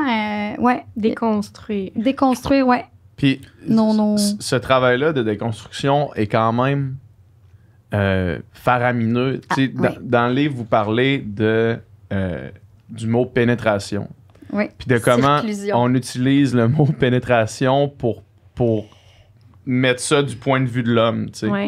Puis après ça, là, moi j'ai lu ça, puis quand vous êtes arrivé à ça, il faut changer le mot pour Circlusion, c'est ça? ça? Oui, c'est ça. Je circule, tu circules, puis là, moi, j'ai arrêté, j'ai fait OK, attends un peu. C'est choquant. C'est choquant. Faut que j'intègre. OK, faut que je comprenne de quoi on est en train de parler. Puis dans le fond, c'est comme, mettons, quand tu prends une tasse, là, c'est pas... C'est pas la tasse qui te prend toi, là, tu sais. C'est toi qui prends la tasse, là, tu sais. Donc, nous, on parle de pénétration, il m'a pénétré, puis... Mais dans le fond, il y a aussi l'inverse, là, de circluser. Il n'y avait pas de mot pour ça. Donc, oui, après une relation sexuelle où je t'ai circulé et tu m'as pénétré, je peux juste dire, j'ai circulé mon ami l'autre jour, puis bon, pendant la circlusion, est arrivé telle affaire. J'ai circulé mes doigts. Oui, tu peux circuler tes doigts, tu peux circuler, bon, n'importe quel objet, dans le fond, que tu insères dans ton vagin, mais c'est que c'est ça. Encore là, c'est un code, mais c'est tellement un gros code que je comprends ta réaction. Je comprends qu'il y a quelque chose de choquant pour faire... C'était pas choquant. J'ai juste comme arrêté de faire comme... Ouais. C'est qu'on pense jamais... On est ailleurs, là. Ouais. On n'inverse pas. Ouais. C'est comme pour redonner, tu sais, ça rééquilibre le pouvoir. Ouais, exact, parce que sinon, ça. la femme est jamais dans l'action. Ouais. T'es tout le temps celle qui est prise, alors que tu prends jamais. Tu vois, moi, puis en réalité, c'est toi qui prends parce que c'est pas comme encore une fois, c'est pas le verre mais moi, j'aime bien qu'on soit les deux à se prendre, OK? C'est pas un jeu de force. Faut arrêter avec les rapports de force. Autant les féministes que les pas fins. Que le reste du monde. Mais c'est le fun. Je vais parler à des enfants de primaire. Que les pas fins.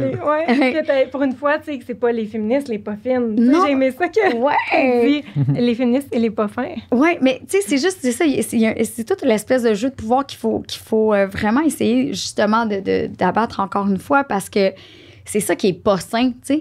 Puis, malgré bien des raisons où on pourrait vouloir se venger de la jante masculine, c'est pas ça qu'il faut faire. Ben non, c'est ça. Il faut pas aller dans l'autre extrême.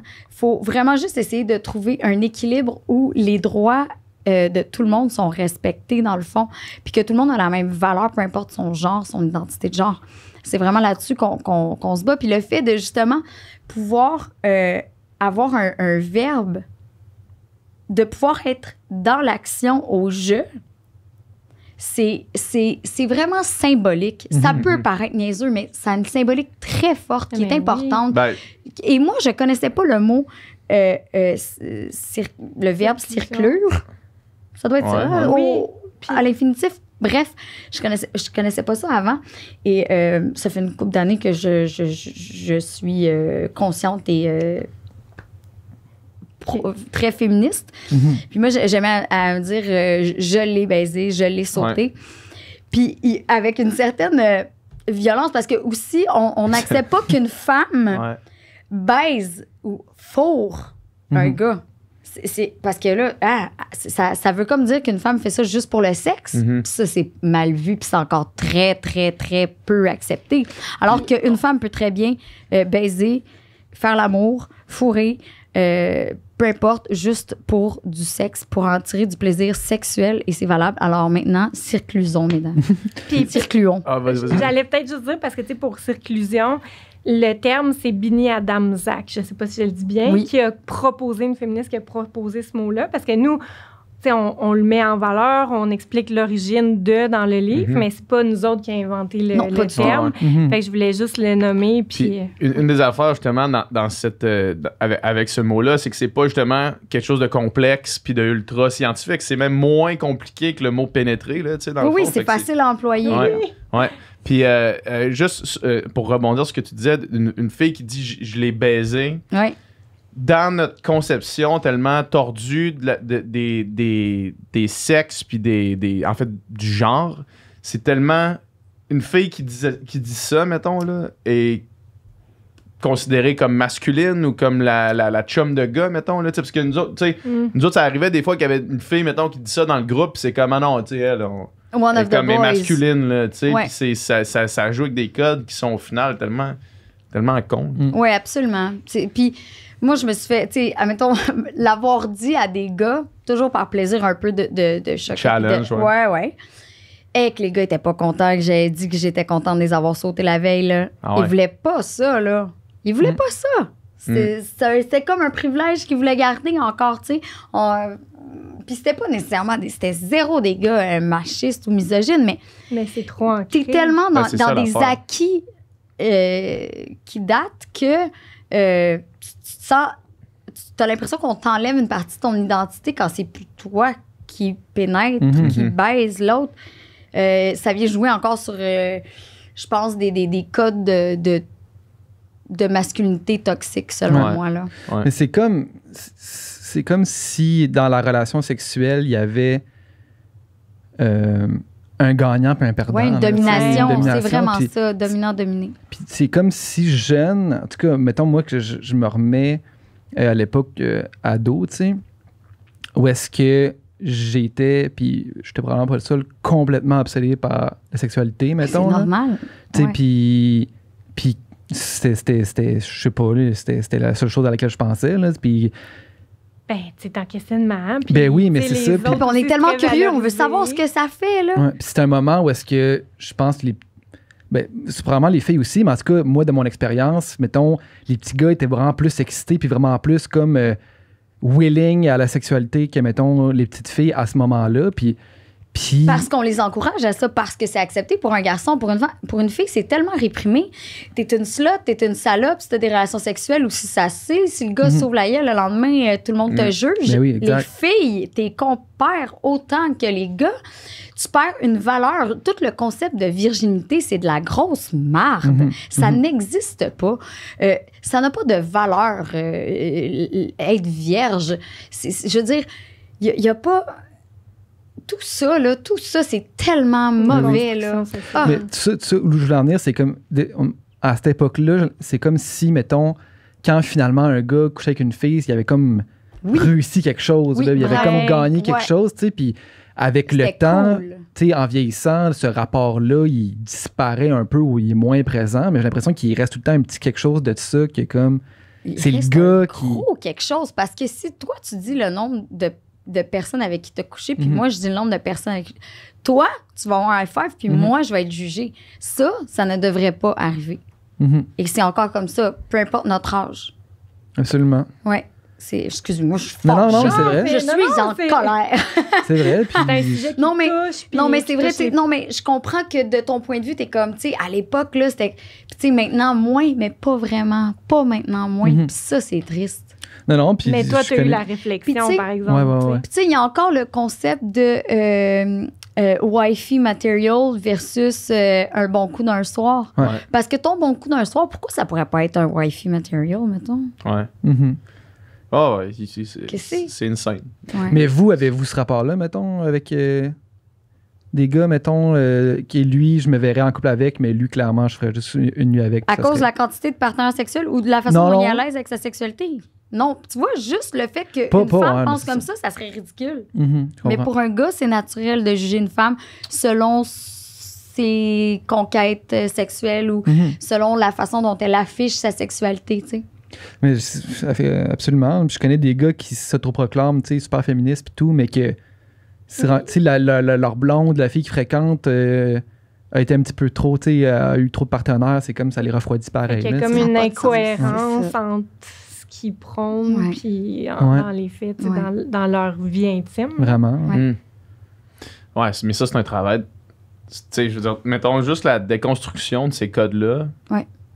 Même, tu sais, même moi, envers moi-même, c'est comme ça, c'est un travail là, constant, tu sais, parce que ces réflexions-là qu'on porte, je les avais aussi, là, tu sais. Je les avais au secondaire, là, ce thinking-là, puis j'en ai eu des high-five, là, quand j'ai eu une première relation sexuelle. C'est bien correct, c'est juste que moi, j'aimerais ça en avoir plus que ma fille en Ben non, mais c'est ça, exact. Puis c'est ça, non, mais c'est exactement ça, sauf que cette vision-là, comme elle est tellement...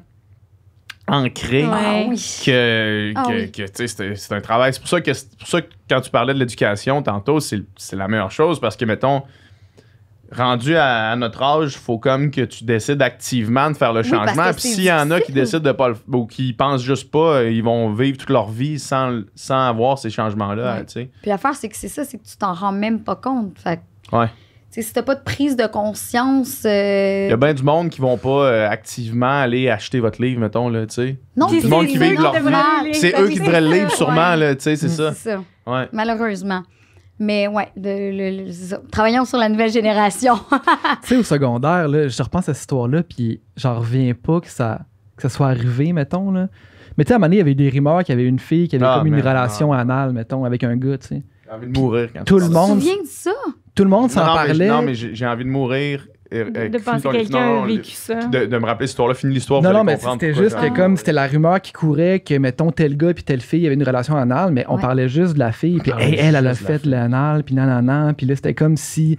Ouais. Puis en y repensant, d'un, on s'en calisse, mais de deux, pourquoi on parlait juste de la fille? Pourquoi, premièrement, on parlait de cette histoire-là, puis deuxièmement... Pourquoi on parlait de ça? Puis deuxièmement, pourquoi on parlait juste de la fille quand on parlait de ça, comme si c'est elle qui était dans le tort quand... Zéro, c'est fucké. Ouais. C'était une relation consentante. Ben, absolument. Oui, ils étaient en couple, ils sortaient ensemble. Ça n'a pas de bon sens qu'on parlait de ça. Ça n'a pas de bon sens qu'on parlait de ça. Mais c'est bon, c'est cool, vous le réalisez. C'est juste ça, là, c'est parfait. Il y a tellement de choses que... Ah non. Il y a tellement de choses qu'on a réalisées, je pense, les deux depuis, mettons, les 15 dernières années. Maintenant, on a 30, là, puis au secondaire, c'était... Les 10 dernières. 10 dernières. Non, mais tu sais, depuis ce temps-là, mettons, puis tu sais, avec tous les mouvements sociaux MeToo qu'il y a eu, puis tout le... Puis on s'est mis à en parler plus. Même les séries à télé ont comme adapté vraiment leur contenu, puis on dirait que ce qu'on voit, mais tu sais, dans les années 2000, à l'époque, quand on était au secondaire, les films, on parlait d'American Pie plus tôt, puis tu sais, juste la... C'était comme normal et accepté de tenir des propos. Ça faisait juste consolider ces codes-là, ce qu'on écoutait, puis tout ça. Fait que c'est totalement normal que vous ayez participé à des discussions ou à du shaming d'une fille là-dedans. Tu sais, je veux dire, je pense pas qu'aucune féministe porte de jugement là-dessus parce que tout d'abord, t'es un enfant à cet âge-là. Là. Fait que toi, on t'a présenté une vision de la vie comme quoi ça, c'est bien puis ça, c'est mal. Tu te conformes à ça naturellement, c'est normal. L'importance, là, c'est juste le cheminement qu'on fait à partir du moment où on a accès à des nouvelles informations, qu'on ait le courage de faire comme, OK, ça me déstabilise peut-être sur tout ce que je sais, sur toute ma vision, mais je vais quand même être ouvert à repenser puis à avoir un regard critique par rapport à ma vision de la vie, tu sais. C'est ça qui est beau, puis t'as raison, moi aussi, j'ai l'impression que ça bouge. Ça bouge, je pense. J'ai l'impression que ça bouge plus. Ça bouge assez vite, mais faux. C'est bon, oui. On continue par là, en tout cas. Tu sais, moi, j'ai l'impression, juste dans les dernières années, que j'ai donné des conférences, mettons, en milieu, tu sais, comme scolaire, en établissement d'enseignement supérieur ou d'autres types de milieux. Je le vois, tu sais, j'ai l'impression que les questions sont différentes, les apports des étudiants et des étudiantes sont différentes. Puis, tu sais, moi, je trouve ça super stimulant, mais je vois une différence entre les générations précédentes. Ah, mais tu sais, ne serait-ce que le consentement, là, c'était pas un mot très, très populaire, là, il y a 7 ans. Là. Moi, j'ai jamais parler de ça. Moi non plus. À l'adolescence, jamais. On m'a jamais parlé de consentement. Puis pourtant, moi, chez moi, c'était super ouvert, là, niveau parler de la sexualité, puis tout ça, mais c'était comme, je pense qu'on prenait pour acquis que ça allait être consentant. Puis il y avait aussi quelque chose aussi, tu sais, c'était comme un peu la responsabilité de la femme de satisfaire son homme, là, tu sais. On enseigne ça aussi aux petites filles, hein, si tu veux garder ton chum, si tu veux pas qu'il aille voir ailleurs. Fait que le consentement, c'était pas très, très à la mode. Là. C'était comme si c'était normal aussi de dire, mettons, pourquoi qu'il est allé chez lui d'abord si ça ne tentait pas ou des affaires de même. Comme déculpabiliser la fille. Oui, puis si tu mettais un chandail avec une craque, tu te faisais taper ses doigts par tes parents en arrivant à l'école. T'avais une retenue à l'école. Tu sais, c'est fou, là. Puis, tu sais, malheureusement, on entend encore. Moi, je travaille auprès des survivants et des survivantes de violences à caractère sexuel. Fait que j'entends des choses parfois très choquantes. C'est sûr. Mais, tu sais, je pense qu'avec toutes justement les vagues de dénonciation, les réseaux sociaux, tu sais, il y a une communication qui est différente. Tu sais, les gens prennent la parole. Tu sais, il y a eu quelques années dans une école secondaire, je dis il y a quelques années, mais je pense que c'est l'année passée ou il y a 2 ans, des jeunes partout, là, qui ont manifesté contre le port des vêtements genrés, comme la jupe pour la fille, les pantalons pour les gars. Tu sais, fait qu'il y a de plus en plus de jeunes qui se soulèvent, tu sais, moi, je me souviens aussi que j'ai vu des groupes, à un moment donné, tu sais, qui s'étaient soulevés parce qu'il y avait une jeune fille qu'on voyait un peu sa brassière à travers ses vêtements, ou elle avait pas porté de brassière. C'est un choix personnel, tu sais. Puis il avait demandé la direction, il avait demandé de retourner à la maison à cause de ça. Fou, hein? Puis après, tu sais, justement, les jeunes s'étaient soulevés, s'étaient fait des carrés jaunes, il me semble que c'est ça la couleur, comme dans leur établissement scolaire pour dénoncer ça. Fait que, tu sais, je pense que de plus en plus, les gens soulèvent, tu sais, quand il y a quelque chose qu'ils considèrent qui est stigmatisant, qui est oppressant. Ouais, parce qu'en reprenant l'histoire, tu sais, de l'exemple que tu donnais de secondaire, s'il y avait un gars dans la gang qui avait fait « Hey là, gang, c'est cave ce que vous faites », on aurait fait « Ferme ta gueule », puis on aurait continué. Je dis « Oh, mais tu sais, comme, ça aurait pas été assez, là. » Tandis que là, parce maintenant... que c'est trop la majorité. Parce que c'était trop la majorité. Mais là, maintenant, j'ai l'impression que dans la même situation, on se passe, puis quelqu'un fait comme « Hey, les gars, adoué ça, il me semble que c'est exagéré. » Puis là, on ferait comme « Chris, t'as raison. » Puis tu sais, il y aurait peut-être plus un mouvement qui suivrait, là, tu sais, parce que... Parce que je me remets à ce moment-là, il y a un gars qui aurait dit, puis on s'en serait crissé. Ouais, c'est ça. On n'avait pas les mêmes modèles, tu sais. Quand on parlait d'American Pie, on n'avait pas les mêmes représentations, les mêmes référents. Non, c'était pas... Tu sais, American Pie, c'est terrible dans le fond. C'était bien funny, là, quand genre, il réalise que Michel a exploré sa sexualité avec une flûte, là. C'est comme, c'est la pire affaire, là, tu sais. Puis c'est l'affaire qui fait, là, c'est le moteur narratif du film, c'est quand ils apprennent qu'une femme a comme décidé de jouer avec une flûte à bec, là. Tu sais, le film Wedding Crashers avec Owen Wilson aussi, là. Qu'à un moment donné, il apprend que genre la fille, là, tu sais, pour qu'il y ait un intérêt, elle est comme vierge, là. Puis là, c'est comme, ah oui, c'est un deal breaker. Non, mais c'est pas un deal breaker. Au contraire, c'est comme la chose la préserver, c'est magnifique. La plus excitante. Je l'avais pas vu. Ah ouais. En tout cas, mais ça, ça autour de ça. Faut arrêter de promettre 20 000 vierges aussi. Moi, je vais vous le dire. Puis quand tu parlais d'American Pie, là, je reviens sur lui parce que ça a été le point de départ de la discussion. Mais tu sais, si tu regardes aussi, il y avait beaucoup de films, puis il y en a encore, là, qui étaient sexistes. Tu sais, les femmes dans cette histoire-là ont même pas d'interaction entre elles. Il y en a qu'on connaît à peine leur nom, sont là que pour servir les hommes de l'histoire. C'est ça, le but de l'histoire, c'est que les gars, ils veulent coucher avec des filles avant la fin de l'année. C'est ça leur objectif. Puis les filles n'ont aucun mot à dire sur cette histoire-là. Il y a un nom pour comme l'espèce de test. Oui, le test de Bechdel. Bechdel ou Bechdel, mais oui, pour voir... C'est super intéressant. Hein? Le niveau, justement, de sexisme d'un film. Est-ce que les personnages... Je ne me souviens pas exactement toutes les questions, mais c'est, entre autres, est-ce qu'il y a... Je pense est-ce qu'il y a plus que 3 personnages féminins? Oui, est-ce qu'elles ont des interactions entre elles? Est-ce que les interactions parlent d'autre chose que de leur rapport à un homme? Bref, c'est même très intéressant de l'appliquer à des dessins animés pour enfants. Ben oui. Parce qu'on se rend compte qu'on apprend très vite aux petites filles c'est quoi leur place, puis on apprend très vite aux garçons aussi des codes de...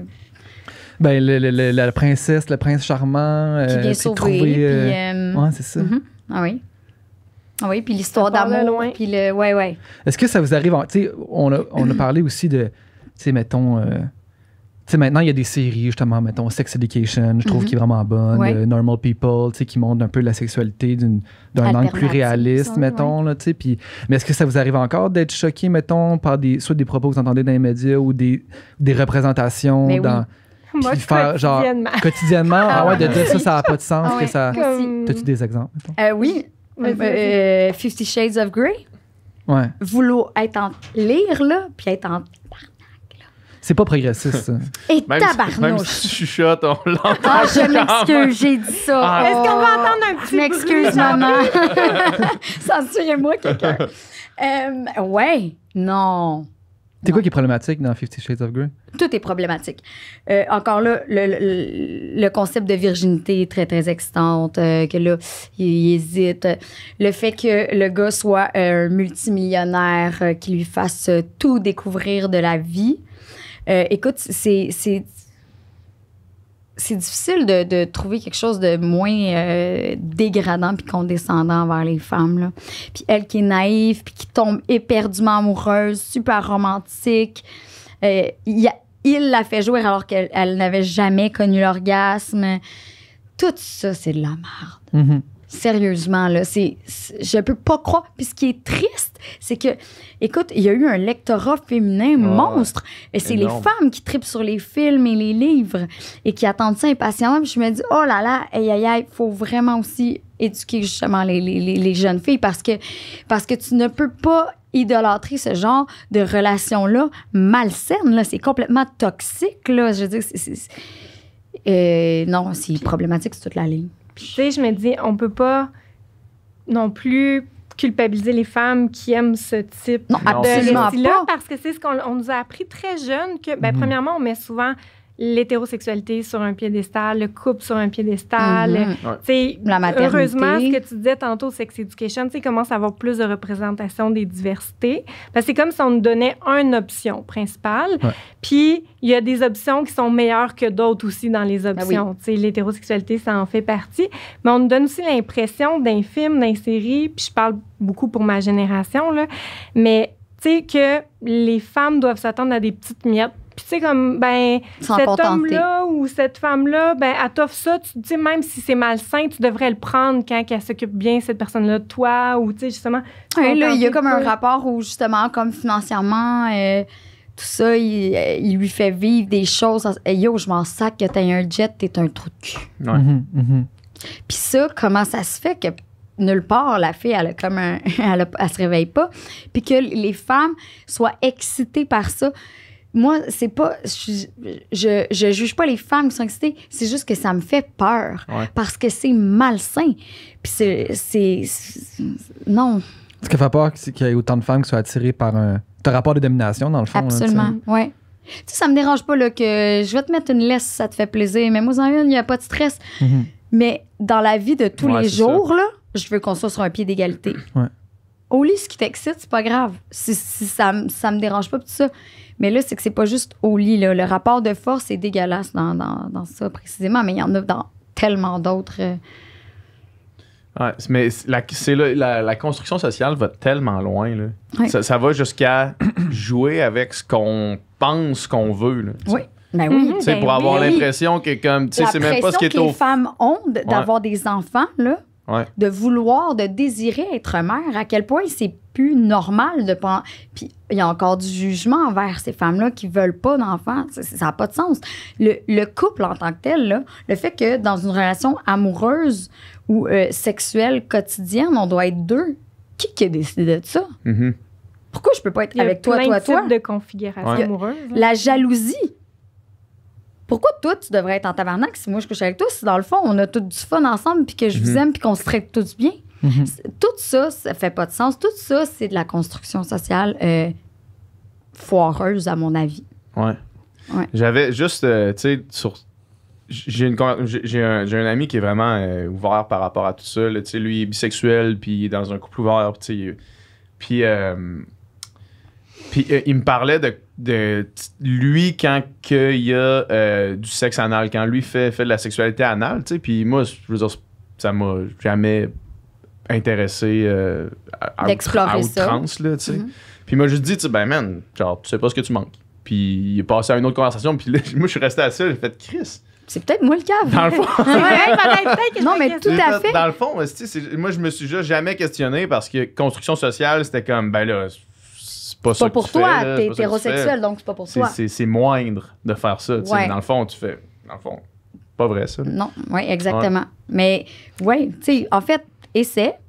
Il y a des trucs que tu vas aimer. Non, mais je veux pas nécessairement ça. On verra, là. J'ai rien sur le calendrier tantôt. Non, pourquoi non, tout de suite? Bon, on essaie. Ce que t'aimes, ce que t'aimes pas. Tu refais pas that's it. Faut juste pas que tu te mettes de barrière. Tant que c'est consentant, évidemment, et entre adultes. Mais ça revient encore à ce qu'on disait qu'on est très canné dans des rôles, tu sais. Un homme est pénétrant, une femme est pénétrée, une femme peut pas être pénétrante. Un homme est hétérosexuel, juste de remettre en question, juste en commençant par le vocabulaire, puis ça va être déjà un bon pas de Oui, l'avant. une femme peut circlure. Exact. Moi, j'avais une amie qui disait englober. Elle dit, je vais t'englober, mettons, à soir. C'est cool. Comme, okay, c'est bien. Englobe-moi. C'est parfait, c'est ça, Ouais. parce que dans le fond, tu sais, circlure, c'est enrobé, c'est l'action, tu sais, le vagin en cercle, en robe, en fil. C'est vraiment ça. C'est un synonyme. Ouais. C'est parfait. Est-ce que... Ça donne le goût. J'aimerais ça me faire englober. Ben oui. Mais oui. Why not? C'est clairement réconfortant. Ah, ça, c'est clair. Le haut, là, dans Glow. Le haut est comme réconfortant. Ça sonne chaleureux. Welcome home. C'est ça. Ouais. Mais c'est fou, ça, justement, comment que le langage conditionne notre rapport à la réalité, là, à tout. Là, puis juste le fait que la langue française soit comme tu sais, une des premières choses qu'on nous apprend au primaire, c'est comme le masculin l'emporte sur le féminin, là, ce qui est comme une phrase qui a aucun hostie de sens. Non. Je pense à ça, là, tu sais. Absolument pas. Le masculin l'emporte. Il peut avoir un gars, 94 filles.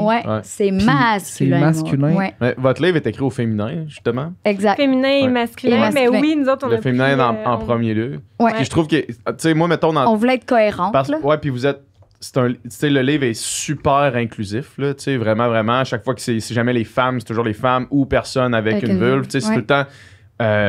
mais tu sais, dans un livre comme ça, pour faciliter la compréhension et tout, commencer à aller avec les... À chaque mot, mettre masculin.e.es, là, tu sais, pour tout le temps essayer de faire un langage inclusif, ça devient quasiment insoutenable, là, tu sais, en termes de lecture. Tandis que là, de choisir de faire... Puis moi, dans le fond, c'est ça... Vas-y au féminin, j'en ai rien à crisser. Là, je vais le lire, ça va être aussi simple pour moi dans la lecture que de prendre un langage inclusif qui finit plus. Là, le truc, là, et puis ça a été dur parce que les féministes en nous, tu sais, tout d'abord, j'avais pas envie, on s'en est parlé tantôt, on n'avait pas tant envie, tu sais, justement, de tout féminiser parce qu'on voulait pas servir la même médecine qu'on avait subi. Je comprends. C'est important que ça soit comme les deux sexes. Mais là, l'affaire, c'est que c'est ça. Tu veux que ça soit facile à lire. Tu veux que ça soit parce qu'il y a quand même aussi des complexités. Puis si la lecture devient un enjeu supplémentaire à la compréhension, ça devient complexe. Parce que tu veux que ça soit accessible. C'est ça. Tu veux que le plus de monde puisse le lire. Puis on l'avait envisagé, tu sais, il y a plusieurs façons d'utiliser, tu sais, il y a différents types d'écriture inclusive. Nous autres, finalement, pour différentes raisons, on est allé vers ce type-là. Mais j'étais contente que tu soulignes, parce qu'on a vraiment eu la sensibilité. On a essayé le plus possible que tout le monde puisse se sentir concerné ou que des passages les concernent. Oui, parce qu'en fait, tu sais, c'est ça, on a vraiment essayé d'être inclusif parce que c'est important que, tu sais, bon, c'est le petit guide de la masturbation féminine, mais en fait, puis on le précise très tôt dans le livre, c'est important pour nous que peu importe l'identité de genre, si la personne a une vulve puis qu'elle veut la stimuler, ben il y a des pistes pour elle là-dedans. Donc, go for it, ça s'adresse à toi aussi, tu sais. Ou même si tu n'as pas de vulve, mais que, tu sais, mettons, tu veux en apprendre plus sur X et sur C, il y a des sections. C'est sûr que nous, on est deux femmes cisgenres, ça veut dire qu'on a été assignées femmes à la naissance puis qu'on se considère femmes. C'est sûr que, tu sais, c'est notre réalité. Fait que c'est sûr que ça peut limiter certaines informations, mais on a essayé le plus possible d'être inclusive à différents niveaux dans le livre. C'est très bien fait, en tout cas. Merci. On invite les gens qui nous ont écoutés à vous se procurer votre livre. Oui! Il est disponible partout. Vous pouvez... Partout. OK, cool. Oui, Renaud-Bré, Archambault, Bureau Pro Citation, votre libraire du coin. Oui, sur les libraires, ça dit partout. C'est ça, on les encourage, on aime ça, les petites librairies locales. Ouais. Puis si jamais on veut vous suivre, vous, si vous pouvez plugger vos plateformes. Je dois avoir 4 followers sur Instagram. Ouais, Instagram, Roxane Oiseau. Salut, ça me fait plaisir. Vous allez voir, j'ai une petite vie bien plate. Il y a notre Mélanie, imagine si elle n'est pas de jet set. Mais sinon, tu sais, outre aussi nos comptes, il y a The Vulva Gallery, tu sais, quand on parlait des représentations diversifiées des vulves. Il y a notre super illustratrice, Melissa Wilcox, qui a fait elle est géniale, hein? Incroyable. Hey, moi, on se félicite de l'avoir trouvée pour vrai. Là, quelle artiste incroyable. Allez la suivre. Miss Wilcox sur Instagram. C'est hallucinant son travail. Très cool. Merci beaucoup. Merci les gars. C'est le fun de parler à des beaux gars ouverts comme vous autres. C'était vraiment intéressant. Cool, merci beaucoup. C'était du contenu excellent. C'est tout un podcast qu'on vient d'avoir. Oh yeah. Si vous voulez plus de contenu excellent, comme ce que vous venez d'entendre, allez sur notre Patreon. Sur notre Patreon, vous pouvez vous abonner pour 3$ par mois. C'est ça, 3$? Ouais, 3$ par mois. 3$ par mois et vous avez les podcasts en avance. Ça veut dire que vous êtes les premiers de votre groupe d'amis à avoir écouté les podcasts. Puis vous allez pouvoir avoir une avance. Quand vous allez, tu sais, la dynamique entre les amis, c'est tout le temps d'avoir une avance sur les autres. Tu veux toujours avoir une avance sur les gens autour de toi. Ben, avec Patreon, tu as une avance sur l'humanité complète. Puis, en plus, parce que là, je sais que le podcast finit, vous voulez nous entendre jaser davantage, on fait encore moins de filtres après chaque podcast. Fait que là, on vient de finir de tourner le podcast. On va en jaser, on va chiller. Nicole, il est plus là maintenant. Encore moins de filtres, il travaille à la place. De temps en temps, il est là. Mais on jase, on parle de la conversation qu'on vient d'avoir. Mais ça, si vous voulez avoir accès à ça, ben, heureusement pour nous, malheureusement pour vous, c'est exclusif sur Patreon. Fait qu'il faut s'abonner. Abonnez-vous.